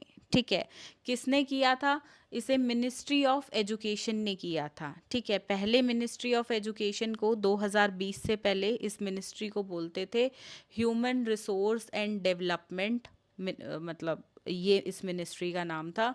फिर इसको नाम दे दिया गया मिनिस्ट्री ऑफ एजुकेशन 2020 में। ठीक है, तो इनके द्वारा ये स्थापित की गई थी। Ministry of education government of India का पार्ट होता है जो कि एजुकेशन का सारा कुछ डिपार्टमेंट हैंडल करते हैं। ठीक है, सो ये चीज़ है। इसके अंदर आप ये भी लिख सकते हैं अभी इंडिया के एजुकेशन मिनिस्टर कौन है। ठीक है, आपका जो स्टेट है हरियाणा का या और कोई स्टेट का आप बताना चाहते हैं तो उनके मिनिस्टर लिख सकते हैं। बेसिकली आपकी यूनिवर्सिटी जहाँ पे स्थापित है ना वहीं के लिखना, तो हरियाणा के ही जो है मिनिस्टर का नाम आप लिखना जो एजुकेशन मिनिस्टर है करेंटली। तो ये कुछ इंट्रोडक्शन में पॉइंट्स आप डाल सकते हो। ठीक है, अब देखो एनसीईआरटी यहाँ पे क्या काम करता है। एनसीईआरटी बेसिकली बुक्स डिज़ाइन करता है। ठीक है, और रिसर्च कराता है, ट्रेनिंग कराता है। ठीक है, फॉर लाइक नेशनल लेवल पे एजुकेशन के सुधार के लिए। ठीक है, एजुकेशन इम्प्रूवमेंट के लिए एजुकेशन से संबंधित रिसर्च ट्रेनिंग्स यहाँ पर होती हैं। ठीक है, अब इसका सबसे प्राइमरी एम है, मुख्य उद्देश्य है कि भाई इम्प्रूव करना quality of school education in country. जो हमारे स्कूल हैं उनके अंदर शिक्षा में सुधार आए और अच्छी क्वालिटी आए, ये इनका मुख्य उद्देश्य है। क्लियर है इतना? ये क्या करते हैं, यहाँ पे इनका काम है बुक्स को प्रिपेयर करना और पब्लिश करना।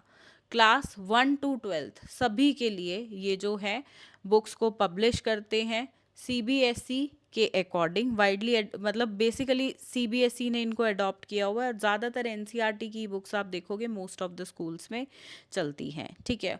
और ऐसा नहीं है सिर्फ सीबीएसई ने, बल्कि कुछ ऐसे स्टेट बोर्ड्स, कुछ नहीं बल्कि काफ़ी स्टेट बोर्ड्स ऐसे हैं आप देखोगे वहाँ पे भी एनसीईआरटी की ही बुक यूज़ होती है, ना कि वो अपने स्टेट बोर्ड की करते हैं, ठीक है। जैसे कि इसका सही उदाहरण आप ले लो डीपीएस, ये अलग अलग, दिल्ली पब्लिक स्कूल जो है ये अलग अलग जगह पे है, हरियाणा में अलग अलग जगह पे मिल जाएगा, बहुत सारे स्कूल हैं, ब्रांचेज हैं, दिल्ली में है, आप आगे देखोगे उत्तर प्रदेश हो गया या और जगह भी, ठीक है। मुझे हरियाणा और दिल्ली की ज़्यादा नॉलेज है, नोएडा वगैरह साइड भी है, तो इन साइड आप देखोगे या और भी जगह पे होंगे, मुझे ज़्यादा आइडिया नहीं है। तो इनमें सीबीएसई का ही करिकुलम ज़्यादातर जो है सभी दिल्ली पब्लिक स्कूल में फॉलो होता है, और यहाँ पे जो है ये किसी भी स्टेट में हो स्कूल, ठीक है, चाहे हरियाणा में हो, पर ये सीबीएसई की ही बुक्स और सीबीएसई का ही जो है करिकुलम फॉलो करते हैं, ठीक है।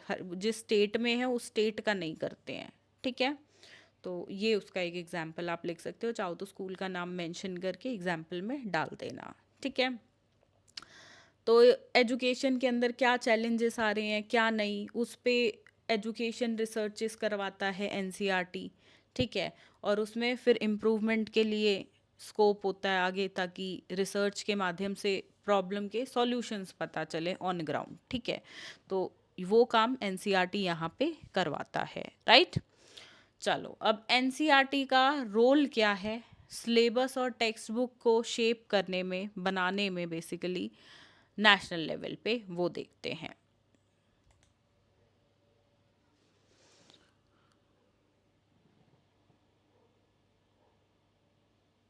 ये एनसीईआरटी के कुछ उद्देश्य हैं, ठीक है। हिंदी में देखो यहाँ पे ये पैराग्राफ छोटा है, फिर उद्देश्य लिखे हैं। इंग्लिश में आप देखोगे तो यहाँ पे हमने एक बड़ा पैराग्राफ ही डाल दिया, ठीक है, इंट्रोडक्शन में ही। तो आंसर लिखने का इंग्लिश हिंदी में थोड़ा सा तरीका अलग लिखा हुआ है, बातें वही हैं, जो बातें यहाँ उद्देश्यों में लिखी है वो वहाँ पैराग्राफ फॉर्म में लिखी हैं, चीज़ें वही हैं, ठीक है।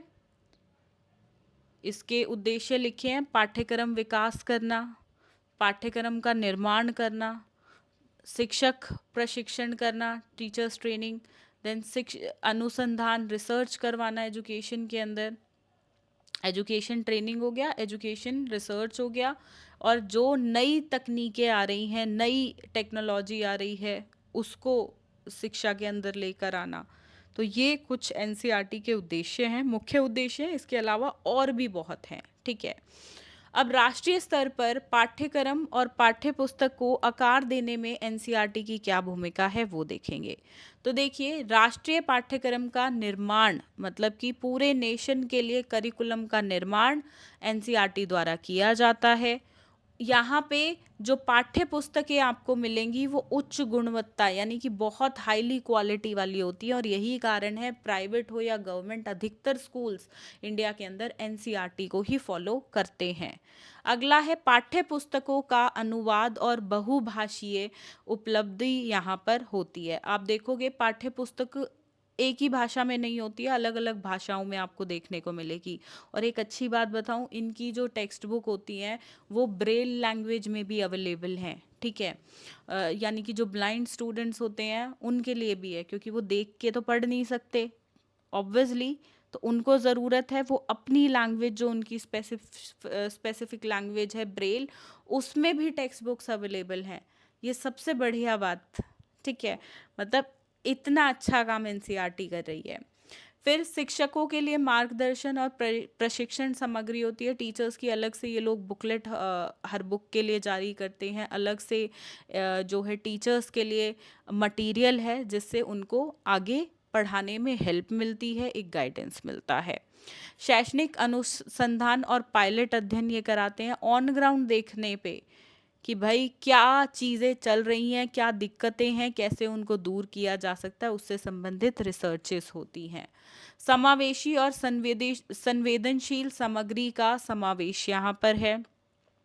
ठीक है, मतलब इंक्लूसिव एजुकेशन, इसमें आप वो वाला एग्जाम्पल डाल दो जो मैंने अभी बताया है कि ब्रेल वाली बुक्स भी हैं। ठीक है, ब्रेल लैंग्वेज में समय समय पर पाठ्यक्रम और किताबों का यहाँ पे उनमें मॉडिफिकेशंस होते हैं, कुछ चेंजेस की रिक्वायरमेंट होती है तो वो भी की जाती है। डिजिटल सामग्री का भी उपयोग यहाँ पर है। आप वेबसाइट पे जाके देखोगे तो डिजिटली भी एनसीईआरटी की सारी बुक्स अवेलेबल हैं। ठीक है, तो आज मेरे को याद है मेरे टाइम पे क्या था कि अप्रैल का सेशन शुरू होता था तो बुक शॉप्स पे ना जनरली न्यू बुक्स प्रिंट होकर नहीं आती थी, तो हम अपने सीनियर से बुक्स मांगते थे। ठीक है, या जो घर के पास कबाड़ी वाले होते थे ना उनको बोल देती थी मैं कि भैया आपके पास कोई बेचे तो मेरे को वो बुक दे देना, क्योंकि अभी तो मिलेगी नहीं मुझे, ये समर वेकेशन के बाद ही प्रिंट होकर आएगी तभी मिलेगी, तो प्लीज़ आप मेरे लिए अरेंज करा देना। तो कहीं ना कहीं से जुगाड़ बुक का करना पड़ता था। पर आज के टाइम में बच्चों को इतना दुखी नहीं होना पड़ता, इंटरनेट पे सब कुछ अवेलेबल है, फटाफट से जो है प्रिंट लिया और बुक आपके सामने है। बहुत पेरेंट्स ऐसे करते हैं। ठीक है, तो डिजिटल रूप से ये सामग्री को भी प्रोवाइड कराते हैं, और सिर्फ बुक्स नहीं, इसके अलावा भी और बहुत कुछ है टीचर्स के लिए भी और स्टूडेंट्स के लिए भी। अधिक जानकारी के लिए आप एनसीईआरटी की वेबसाइट को विजिट करिएगा। राष्ट्रीय और राज्य शिक्षा संस्थानों के साथ यहाँ पे समन्वय होता है। ठीक है, मतलब देखो राष्ट्रीय और शिक्षा दोनों संस्थानों के साथ है। जैसा मैंने आपको बताया स्टेट में भी इनकी टेक्स्ट बुक्स यूज़ होती हैं, और ऐसा नहीं है ये राष्ट्रीय लेवल पे ही लाइक बुक्स वगैरह का करिकुलम इसके अंदर होगा, इसके अंदर सभी स्टेट्स के पर्सपेक्टिव को देखते हुए भी चीज़ें इंक्लूडेड होती है, तो वाइस वर्सा है। शिक्षा की गुणवत्ता और समानता सुनिश्चित यहाँ पे की जाती है कि क्वालिटी एजुकेशन की बनी रहे, तो उसके अनुसार चीज़ें यहाँ पर हैं। कोई भेदभाव से संबंधित चीज़ें नहीं होती हैं। एक चीज़ बताती हूँ, पहले की बुक्स क्या होती थी ना, उनमें हर एग्जाम्पल में लड़का होता था, the he, Ram, Shyam, generally लड़कों वाले एग्जाम्पल्स होते थे। ठीक है, और ही लिख दिया जाता था। ठीक है, अब आप देखोगे तो शी ही दोनों लिखा जाता है, क्योंकि इस चीज़ पे भी आवाज़ उठी थी कि उन बुक्स में जेंडर इनइक्वालिटी दिखा रहे हो आप। ठीक है, तो उन पे भी काम किया गया। ठीक है, चलिए आगे बढ़ेंगे। एक बार आप देख लीजिए एक्सप्लेनेशन किस तरीके से है। बाकी आई विल सजेस्ट यू, ये सब्जेक्ट थोड़ा डिफ़िकल्ट है और इसमें रीअपियर भी सबसे ज़्यादा लगती है, तो प्लीज़ इसके लिए पीडीएफ डाउनलोड कीजिएगा वीडियो के डिस्क्रिप्शन बॉक्स से। ये अदर एजेंसीज़ हैं, अगर क्वेश्चन अदर एजेंसीज़ पे आता है तो एनसीईआरटी तो डालना ही है, उस पर काफ़ी कुछ लिखना। इसके अलावा इसमें एनसीएफ यानी कि नेशनल करिकुलम फ्रेमवर्क, राष्ट्रीय पाठ्यक्रम रूपरेखा, पाठ्यचर्या रूपरेखा होगा, इनको डालना है फर्स्ट। ठीक है, ये जो है पाठ्यचर्या को बनाते हैं। ठीक है, पाठ्यचर्या इन्हीं के द्वारा जो है बनाई जाती है, जिसमें बहुत सारे subject experts, PhD scholars, principles अलग अलग स्कूल के, सब्जेक्ट एक्सपर्ट्स, काफ़ी लोग बैठते हैं। ठीक है, और फिर करिकुलम का प्रिपरेशन किया जाता है। कुछ मॉडिफिकेशंस यानी कि बदलाव करने होते हैं तब भी ऐसा ही होता है। ठीक है, तो बेसिकली इनका काम है करिकुलम को फ्रेम करना, एनसीएफ। ठीक है, अभी लेटेस्ट एनसीएफ 2005 में आया था, थोड़े से मॉडिफिकेशंस अभी 2023 में भी करे गए हैं, अदरवाइज 2005 वाला ही मुख्य तौर पे हम यूज़ कर रहे हैं। ठीक है, चलिए इसके बाद एनसीईआरटी तो है ही अपना जो अभी हमने पढ़ा, अगला है राज्य शिक्षा बोर्ड। ठीक है, यानी कि स्टेट एजुकेशन बोर्ड, SCERT। ठीक है, state council of education research and training, NCERT national level पे, और SCRT स्टेट लेवल पे। बाकी फुल फॉर्म सेम है दोनों की, council education research training, council education research and training. N और S नेशनल और स्टेट का फ़र्क है बस। ठीक है, जैसे नेशनल लेवल पे एनसीईआरटी काम करता है, तो हर स्टेट का अपना एससीईआरटी होता है जो स्टेट लेवल पे काम करता है, ठीक है, जिसमें टीचर ट्रेनिंग भी दी जाती है, जिसमें रिसर्चेस भी कराई जाती हैं, जो बुक्स वगैरह का भी अपने राज्य में जो है पब्लिश करते हैं, बनाते हैं उनको अकॉर्डिंग टू द करिकुलम। अब करिकुलम किसका? अपने स्टेट का करिकुलम। जैसे हरियाणा के अंदर एचबीएससी है, तो वो अपने करिकुलम के अकॉर्डिंग बुक्स पब्लिश करेंगे, ठीक है। अगला है शिक्षा मंत्रालय। ये भारत सरकार के द्वारा होता है, जो एजुकेशन का रख रखाव करते हैं सारा। एनसीईआरटी, एनसीएफ, सीबीएसई सब इनके अंदर आते हैं, ठीक है। ये जिस डिपार्टमेंट को चाहें उसको उसमें चेंजेस ला सकते हैं, ठीक है, सबसे बड़ी अथॉरिटी। अगला है माध्यमिक शिक्षा बोर्ड एवं केंद्रीय माध्यमिक शिक्षा बोर्ड, यानी कि CBSE, central board of secondary education, ठीक है। अब देखो, जो बोर्ड के पेपर होते हैं ना, वो ये बनाते हैं, ठीक है। इवैल्यूएशन कैसे होगा बच्चों का, वो ये बनाते हैं, ठीक है। पाठ्यचर्या के निर्माण में भी इनका बहुत बड़ा हाथ है, ठीक है। तो बहुत मुख्य रूप से सीबीएसई काम करता है। इसके अलावा देखो अब और भी हैं, मैं सभी पे नहीं जाऊंगी क्योंकि ज़्यादा चांसेस है क्वेश्चन एनसीईआरटी पे ही आए। अदर एजेंसीज पे आया हुआ है, प्रीवियस 5-6 ईयर्स में देखोगे तो 2 बार ये क्वेश्चन आया होगा, अधिकतर बार एनसीईआरटी ही पूछा गया है, ठीक है। एक बार आप इंग्लिश में देख लो आंसर किस प्रकार से लिखना है।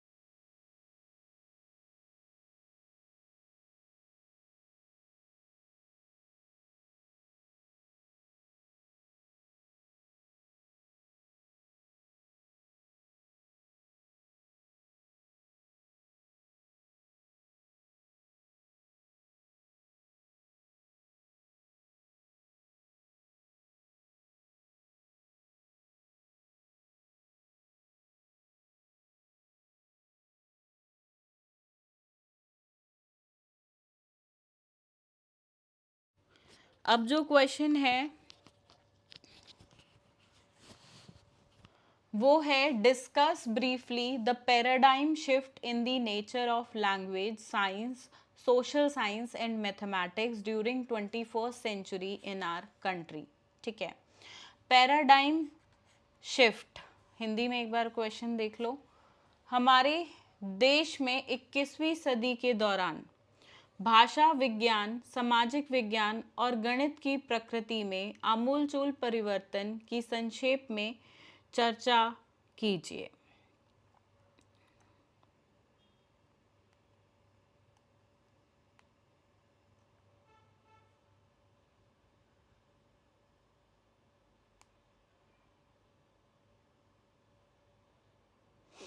ठीक है,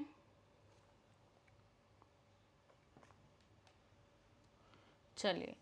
अब पैराडाइम शिफ्ट का मतलब क्या होता है, पहले ये समझो। इसका मतलब है चेंजेस, कुछ ऐसे चेंजेस जिनकी ज़रूरत थी या जो लाजमी थे, ठीक है। और ये वो चेंजेस होते हैं जो सबके द्वारा एक्सेप्ट कर लिए जाएं, ठीक है।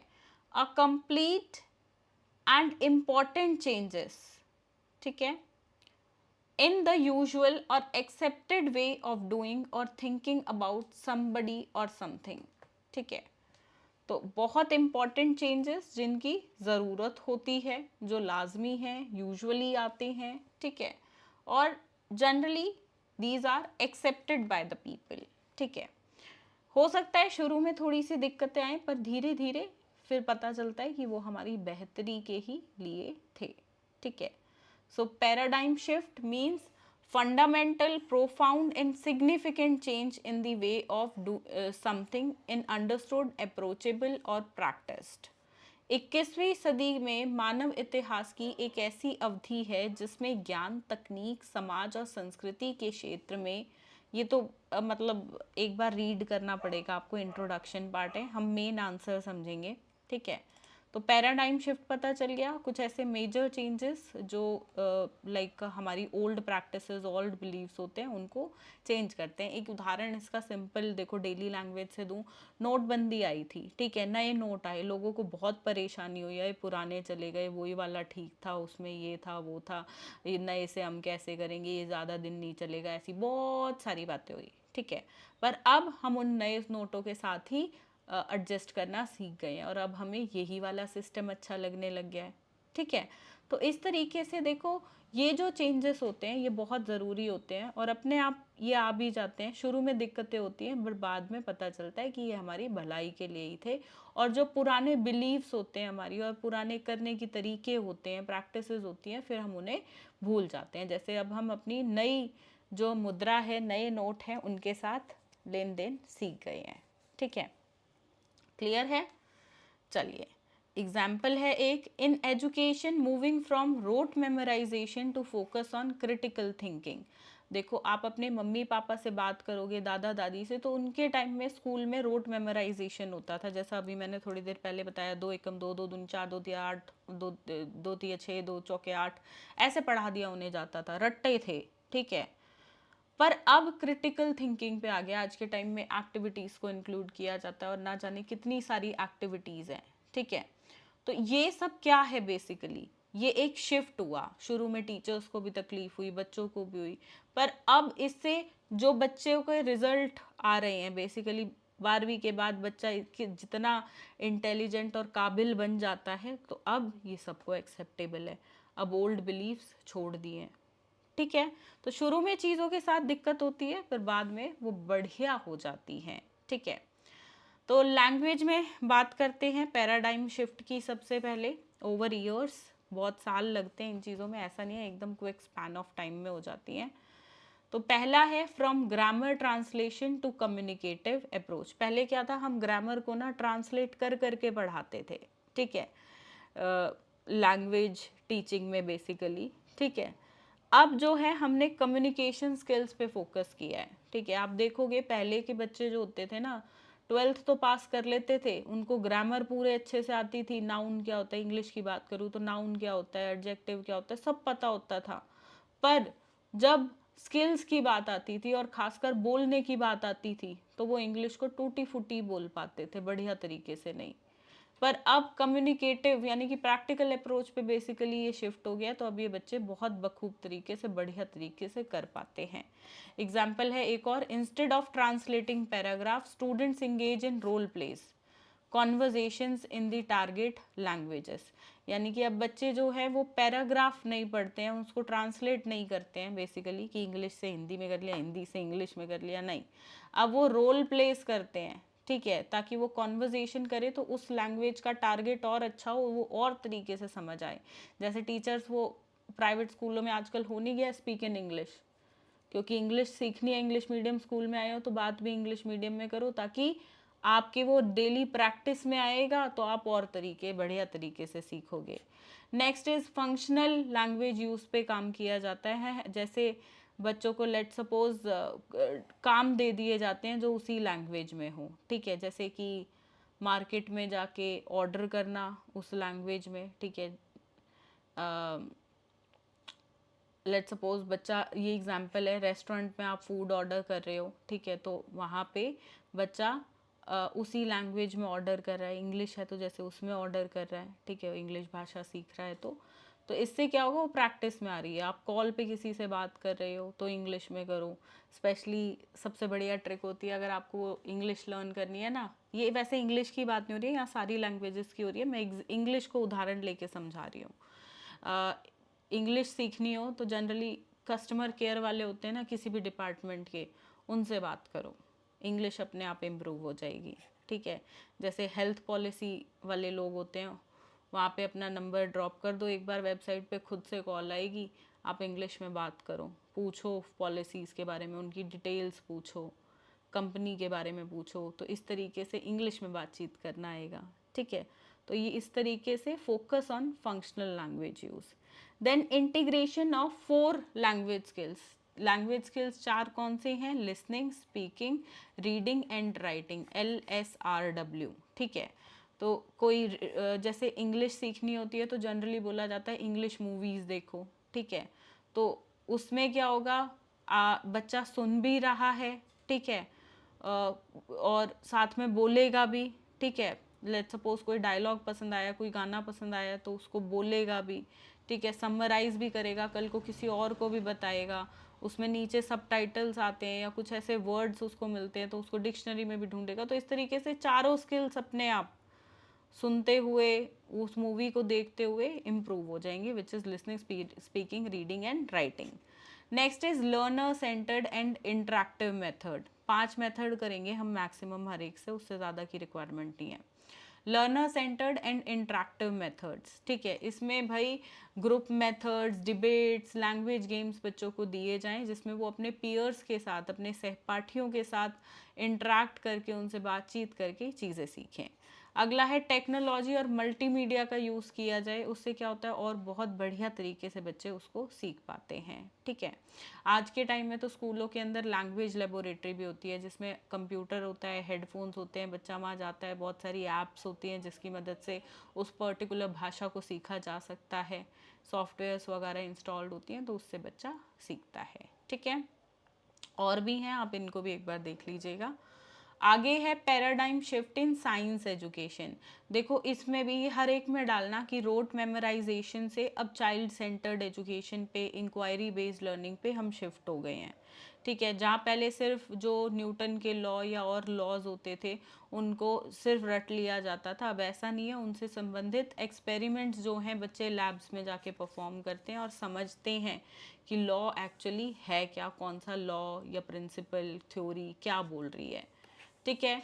अब कॉन्सेप्चुअल अंडरस्टैंडिंग हो गई है, यहाँ पे स्टूडेंट्स एक्सप्लोर करते हैं। जैसे कि फोटोसिंथेसिस के टॉपिक के लिए आप देखोगे तो टीचर्स जनरली बोलती हैं आप एक प्लांट में सीड जो है डालो मिट्टी में, ठीक है, और छोटे से गमला लो, उसके अंदर डालनी मिट्टी, फिर पौधा डाला और आप क्लास में ले आओ, और क्लास में बच्चों के पौधे रखवा देती हैं, स्कूल के गार्डन में रखवा देती हैं, बच्चे उसका ध्यान रखते हैं 1 महीने तक।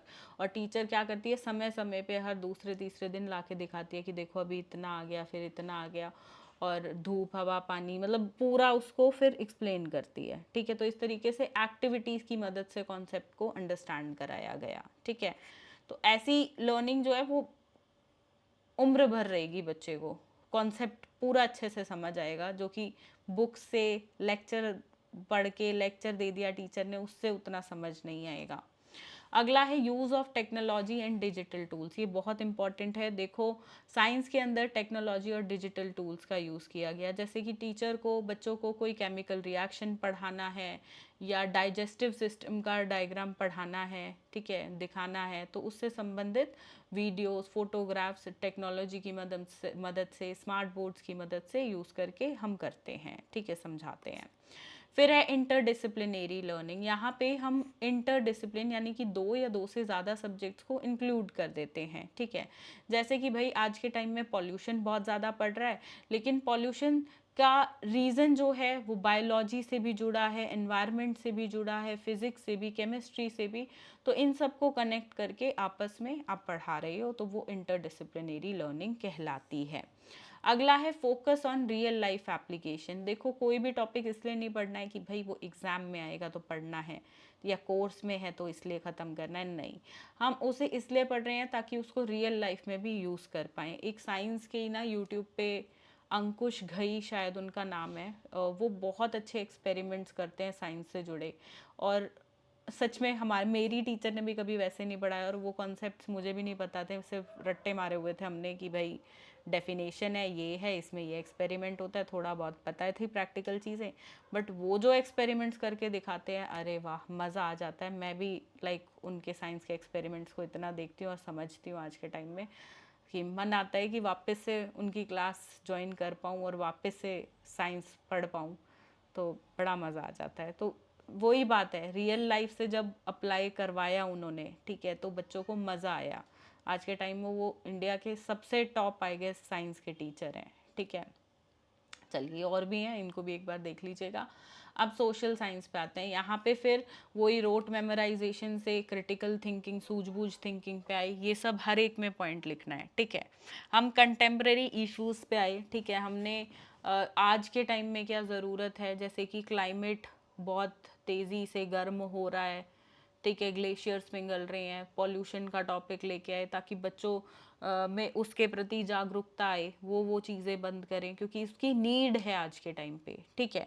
तो ये पैराडाइम शिफ्ट हुआ। नेक्स्ट है स्टूडेंट सेंटर्ड से लेके इंक्वायरी बेस्ड लर्निंग, ये चीज़ें इंक्लूड करी, जहाँ पे स्टूडेंट जो है खुद सर्वे वगैरह कंडक्ट करते हैं, सोसाइटी के लिए सोशल इश्यूज पे काम करते हैं। टेक्नोलॉजी और मल्टीमीडिया, ये तो हर एक में डालना है, रोट मेमोराइजेशन वाला और एक ये वाला, ठीक है, ये हर एक में डालो, हर सब्जेक्ट में, ठीक है। इंटरडिसिप्लिनरी अप्रोच भी हर एक में डालो। यहाँ पे क्या है, हम सोशल साइंस के अंदर ही history, geography, economics, political science, sociology, इनको कनेक्शंस करा के अलग अलग डिसिप्लिन्स का साथ में पढ़ाते हैं। जैसे कि पॉलिटिकल रेवोल्यूशन है, एक रेवोल्यूशन क्यों हुआ, वो इसलिए हुआ क्योंकि इकोनॉमिक कॉजेस थे, तो ऐसे इकोनॉमिक्स और पॉलिटिक्स, पॉलिटिकल साइंस को कनेक्ट करके हमने पढ़ाया, ठीक है। क्लियर है पैराडाइम शिफ्ट।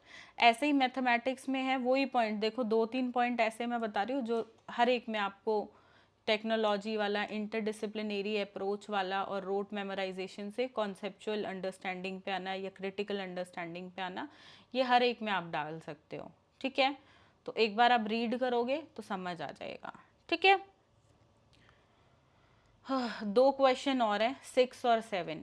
एट्थ क्वेश्चन को वो शॉर्ट नोट्स वाला है, उसको सिर्फ आप रीड कर लोगे तो चलेगा, ठीक है। पर अभी जो ये दो क्वेश्चंस है ना, ये इम्पॉर्टेंट है, इनको करेंगे। थोड़ा सा मैं 2 मिनट का ब्रेक लेना चाहूँगी, बहुत देर से बोल रही हूँ मैं, सिर्फ 2 मिनट का ब्रेक।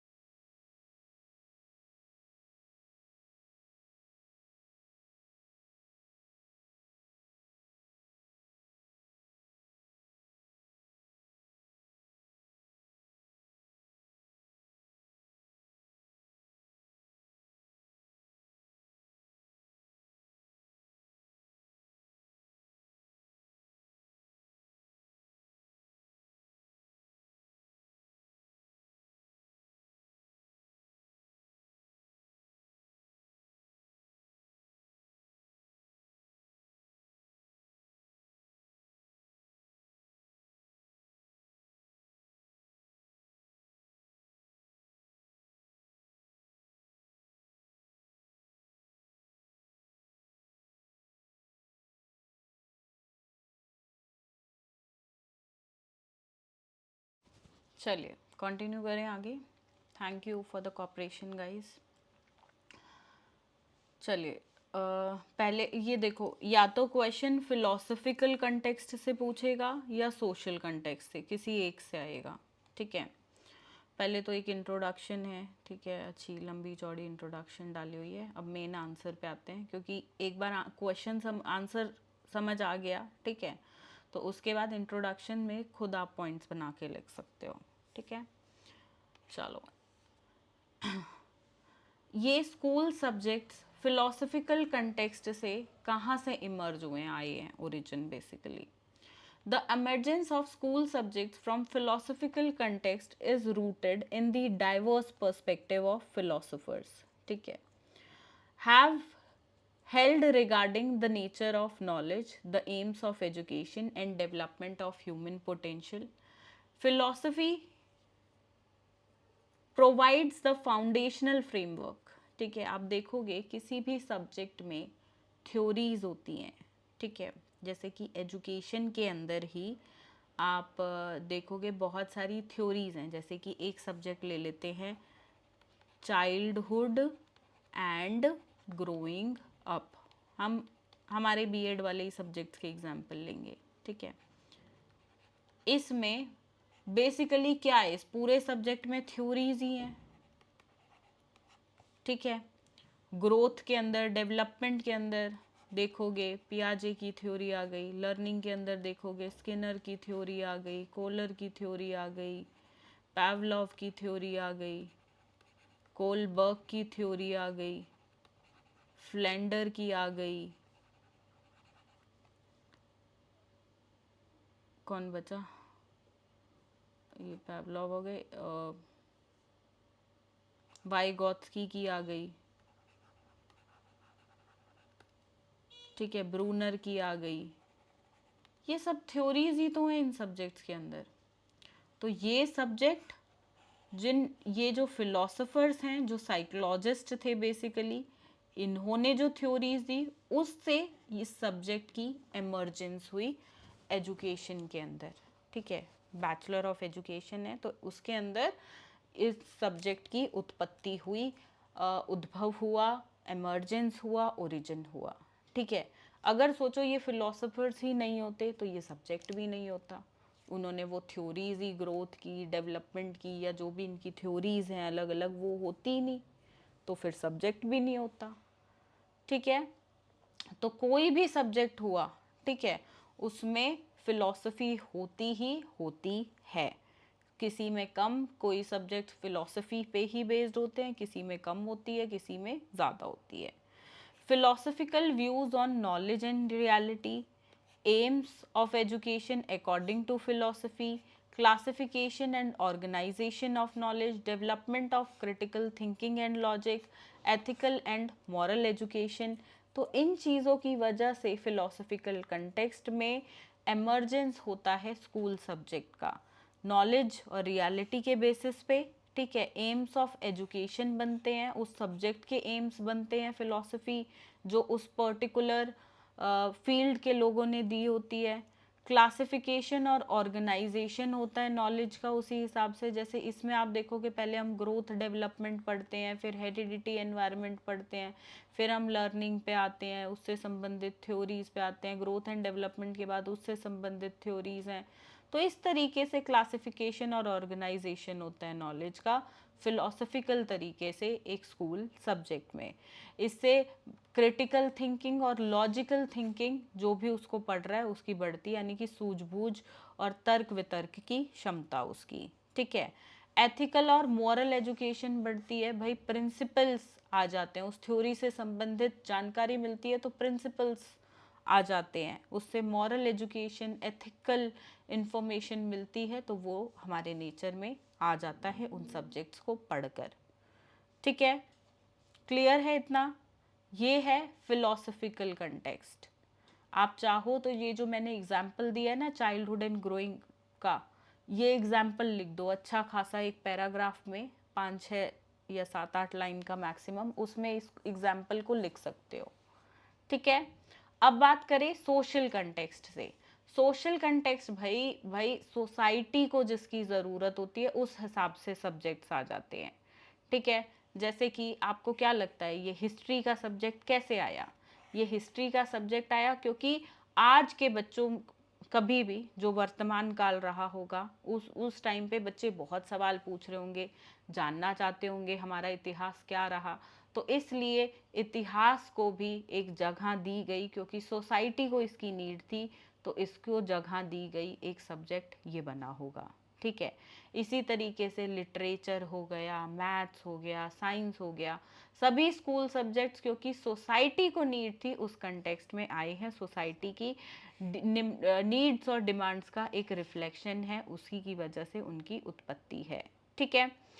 अब है preservation and transmission of culture. एक जो हमारी कल्चर है, ठीक है, इंडिया में हमारा कल्चर, अमेरिका में उनका, स्पेन में उनका, इटली में उनका, तो कहीं का भी कल्चर जो है वो सब्जेक्ट्स के माध्यम से ही आज की जनरेशन से कल की जनरेशन में डाला जा सकता है। जैसे कि सब्जेक्ट्स हो गए history, language, literature, social science, so on, ठीक है। इकोनॉमिक्स और ऑक्यूपेशनल इन्फ्लुएंस, बिल्कुल। देखो अलग अलग ऑक्यूपेशंस हैं, उनके हिसाब से अलग अलग वोकेशन नीड्स हैं, यानी कि अलग अलग व्यावसायिक शिक्षा देने की ज़रूरत है। तो जिस व्यवसाय की शिक्षा देने की ज़रूरत पड़ती है सोसाइटी को, जैसे हमारे यहाँ इंडिया में एग्रीकल्चर ज़्यादा चलता है, तो एग्रीकल्चर से संबंधित आप देखोगे सब्जेक्ट्स हैं, कोर्सेज हैं, ठीक है। आगे है मतलब जिस व्यवसाय के कोर्सेज की ज़रूरत सोसाइटी में लगती है वो लाए जाते हैं। पहले सोशल मीडिया मैनेजर का कोई कोर्स नहीं होता था, वीडियो एडिटिंग का नहीं होता था, पर आज के हिसाब से ज़रूरत पड़ी तो भैया भर भर के कोर्सेज हैं ये मार्केट में, क्योंकि सोसाइटी को नीड है, तो इस हिसाब के कोर्सेज आए, सब्जेक्ट्स आए। समझ रहे हो? अगला है पॉलिटिकल एंड सिविक एजुकेशन। देखो, the political structure and ideologies of a society influence curriculum design, ठीक है। पॉलिटिक्स से तो सबसे ज़्यादा असर पड़ता है। जैसी ज़रूरत होती है एक देश को, वहाँ के समाज को, गवर्नमेंट को, उस तरह की चीज़ें लाई जाती हैं। जैसा अभी हमने पैराडाइम शिफ्ट में पढ़ा कि मुगल वाले चैप्टर्स हटा दिए गए थे, एनसीईआरटी वाले में पढ़ा, और नए चैप्टर्स जैसे महाकुंभ का चैप्टर डाला गया, मेक इन इंडिया के चैप्टर्स हो गए, ये सब बेटी बचाओ बेटी पढ़ाओ ऐसे लेसन्स को इंक्लूड किया गया। बेसिकली आप मुगल वाला हटा के महाकुंभ वाला लाए, वो एग्जाम्पल यहाँ पे भी डाल सकते हो, ठीक है। क्लियर है इतना? हिंदी में एक बार आंसर दिखा देती हूँ। देख, कोई क्वेश्चन इंग्लिश में कर रहे हैं, कोई हिंदी में दिखा रही हूँ, पर समझ हम आम बोलचाल की भाषा में रहे हैं। आप बस इस वीडियो को, इस क्लास को अच्छे से देख लोगे ना, समझ आ जाएगा। फॉरवर्ड कर करके मत देखना, आराम से देखो, अपना पेन पेपर और डायरी हो गया आपका, ये लेकर बैठो, उसमें लिखते रहो साथ साथ पॉइंट्स जो हैं, हेडिंग हेडिंग लिख लोगे बहुत है।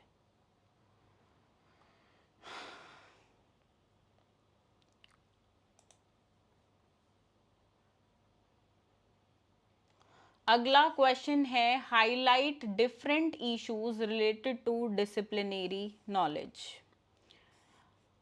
अनुशासनात्मक ज्ञान से संबंधित विभिन्न समस्याओं को उजागर करें। ये हमारा अंतिम प्रश्न रहेगा।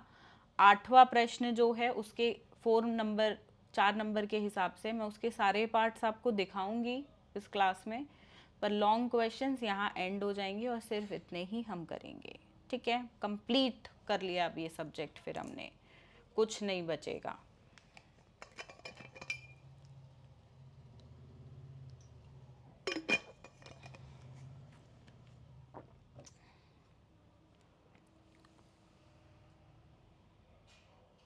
एक मिनट का ब्रेक लेंगे।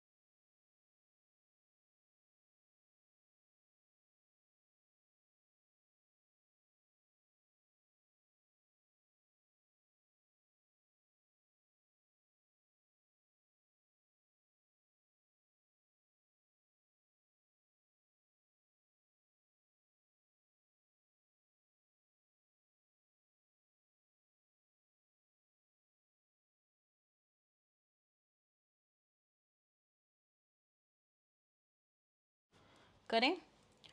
चलिए, अब है अनुशासनात्मक ज्ञान, डिसिप्लिनरी नॉलेज। देखो, दोनों शब्दों का मतलब सीखो। पहले नॉलेज मतलब ज्ञान, डिसिप्लिनरी मतलब एक शासन से, एक क्रमबद्ध तरीके से, एक अनुशासन से, ठीक है, मतलब एक सही तरीके से ज्ञान को देना, ठीक है। हर सब्जेक्ट के अंदर अपने कुछ फैक्ट्स होते हैं, ठीक है, कुछ तथ्य होते हैं,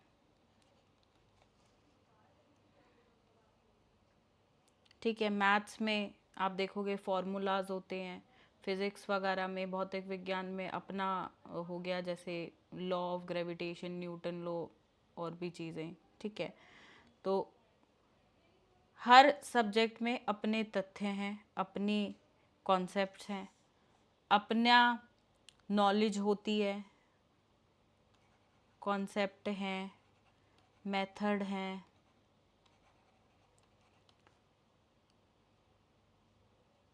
वे ऑफ थिंकिंग है, अपने तरीके से सोचने समझने की क्षमता। तो हर सब्जेक्ट का अपना अलग हिसाब किताब है, ठीक है। वो जो उस सब्जेक्ट को बाकी सब्जेक्ट से अलग भी बनाता है, मतलब स्पेशलिटी है हर सब्जेक्ट की, अलग अलग तरीके से उसको क्रमबद्ध यानी कि ऑर्गेनाइज किया हुआ है, ठीक है। यही है डिसिप्लिनरी नॉलेज, ठीक है। अनुशासनात्मक ज्ञान किसी विशेष शैक्षणिक या वैज्ञानिक विषय यानी कि किसी भी सब्जेक्ट को व्यवस्थित, संगठित और संरचित ज्ञान होता है जो उस विषय को मूल सिद्धांतों, नियमों, अवधारणाओं, तर्कशास्त्र पर आधारित होता है, ठीक है। Disciplinary knowledge refers to specialized body of knowledge and methods that define a particular academic subject or discipline, ठीक है। मतलब जिससे वो सब्जेक्ट बना है बेसिकली, ठीक है, कुछ उसके ऐसे फैक्ट, मेथड, कॉन्सेप्ट्स जिससे वो सब्जेक्ट है और चल रहा है, जिससे उसका एक क्रम है, वो है डिसिप्लिनरी नॉलेज, ठीक है। क्लियर है? अनुशासनात्मक ज्ञान, इसके कुछ करेक्टरिस्टिक्स हैं। पहला है सिस्टमैटिक और ऑर्गेनाइज्ड हो, यानी कि क्रमबद्ध तरीके से हो। हिंदी में भी देखते चलेंगे, हिंदी में अलग है, एक बार हिंदी में देख लेते हैं। स्पेशलिटी है हर सब्जेक्ट की अलग, ऑर्गेनाइज्ड होता है हर तरीके से, रैशनैलिटी है यानी कि अनुशासनात्मक ज्ञान तर्क, प्रमाण, फैक्ट्स हैं इसके अंदर, वैलिड है ये नेचर में, सत्य पे आधारित है, ठीक है, ट्रुथ एविडेंट है। विस्तारित और गहन है, डीप नॉलेज होती है हर सब्जेक्ट में अपनी, ठीक है। हर डिसिप्लिनरी नॉलेज जो है वो उस सब्जेक्ट को अलग बना रही है और प्लस उसके अंदर उसकी डीप नॉलेज है, ठीक है। समीक्षा और परीक्षण की संभावना है, यानी कि subject to review and testing यहाँ पे पॉसिबिलिट है कि भाई विश्वसनीयता और प्रामाणिकता बनी रहे, तो उसके लिए यहाँ पे परीक्षण को, उसको रिव्यू करना, टेस्ट करना, इनके भी ऑप्शंस हैं, पॉसिबिलिटीज़ है, फ्लेक्सिबिलिटी है, इतनी लचीलापन यहाँ पर है। अगला है ये अनुसंधान और नवाचार पे है, यानी कि रिसर्च और इनोवेशंस टाइम टाइम पे होती रहती हैं ताकि विकास होता रहे, ठीक है। अब इससे संबंधित कुछ प्रमुख समस्याएं भी हैं कि ज्ञान का अत्यधिक खंडित और विशिष्ट रूप होता है, तो इतने सारे ज्ञान के भंडार में लिमिट करना, ठीक है। विषयों के बीच समन्वय और एकीकरण की कमी, अधिकारकत्मा और रट्टे पर आधारित हो जाता है, यानी कि रोट मेमोराइजेशन इसका कई बार हो जाता है, इकट्ठा, मतलब ज़रूरत से ज़्यादा। देखो यहाँ पे है ओवर है इंफॉर्मेशन, ओवरलोड, ठीक है। यहाँ पे इंटर रिलेशन की बात हो रही है, यहाँ पे रोट मेमोराइजेशन की बात हो रही है। ये इसके नेगेटिव पॉइंट्स हैं, प्रॉब्लम्स हैं इससे जुड़ी। वास्तविक जीवन से कटाव हो जाता है, यानी कि वो सब्जेक्ट कहीं ना कहीं थ्योरी से रिलेटेड रह जाते हैं, रियल लाइफ से लेना देना नहीं रह जाता है। ठीक है। पाठ्यक्रम जटिलता और बोझ, यानी कि बच्चों को वो बर्डन लगने लगता है और डिफ़िकल्ट हो जाता है, कॉम्प्लेक्स हो जाता है। ठीक है। ज्ञान के पुराने यानी कि ओल्ड एडिशन, कि उसमें मॉडिफिकेशंस ही नहीं हुए हैं। रचनात्मकता और आलोचनात्मकता की कमी होती है, यानी कि क्रिएटिव नहीं है। अध्यापक की विशेषज्ञता और शिक्षण कौशल में कमी, कि प्रॉपर स्किल्ड टीचर्स नहीं है।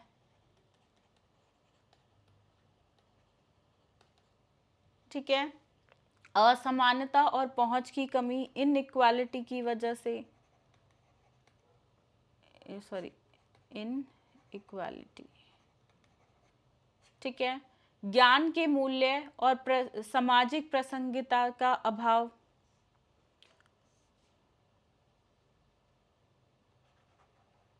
वैल्यू ऑफ नॉलेज की कमी। ठीक है।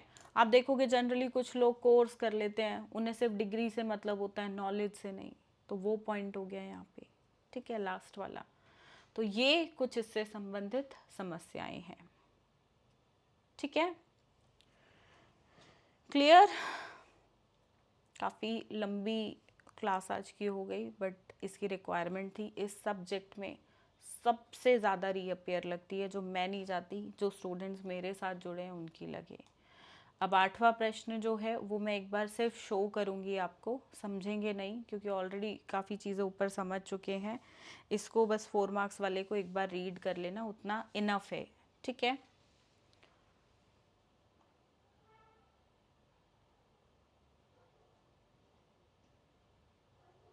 सिलेबस और करिकुलम के बीच डिफरेंस है,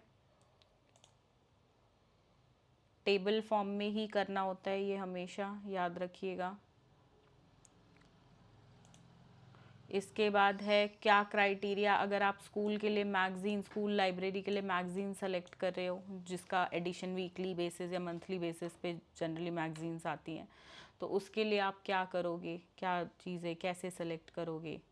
स्कूल सब्जेक्ट्स कैसे एमर्ज होते हैं सोशल कंटेक्स्ट में, ये ऊपर हम कर चुके हैं, सेम क्वेश्चन रिपीट हुआ, दोबारा करने की ज़रूरत नहीं है। रिलेशनशिप पूछी है करिकुलम और सिलेबस के बीच, डिफरेंस और रिलेशनशिप दोनों इम्पॉर्टेंट है, दोनों साथ में भी आ सकते हैं और अलग अलग भी।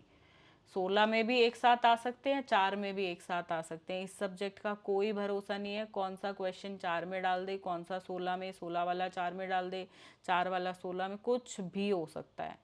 आप प्रीवियस ईयर का पैटर्न देखोगे तो बहुत उथल पुथल है, पर हाँ आएगा यहीं से। ठीक है, आएगा यहीं से। ये रहा पाठ्यचर्या और पाठ्यक्रम के बीच संबंध। स्कूली पाठ्यक्रम में अनुशासनात्मक ज्ञान की भूमिका, ये अंतिम है। ठीक है, इंग्लिश में देख लेते हैं। Role of disciplinary knowledge in school curriculum.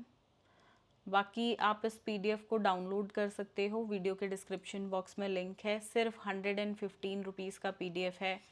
इस सब्जेक्ट को प्लीज़ बुक्स से मत करिएगा, बुक्स में सही नॉलेज नहीं दी हुई है, बुक्स में बहुत गड़बड़ है इस सब्जेक्ट में। इस सब्जेक्ट को आई थिंक बहुत कम टीचर्स होते हैं, बहुत कम स्टूडेंट्स होते हैं जो सही तरीके से समझ पाते हैं कि इस सब्जेक्ट की नीड क्या है। मतलब मैं भी शुरू में जब यूट्यूब पे पढ़ाना शुरू किया था, मैंने भी गलतियां की होंगी इस सब्जेक्ट में।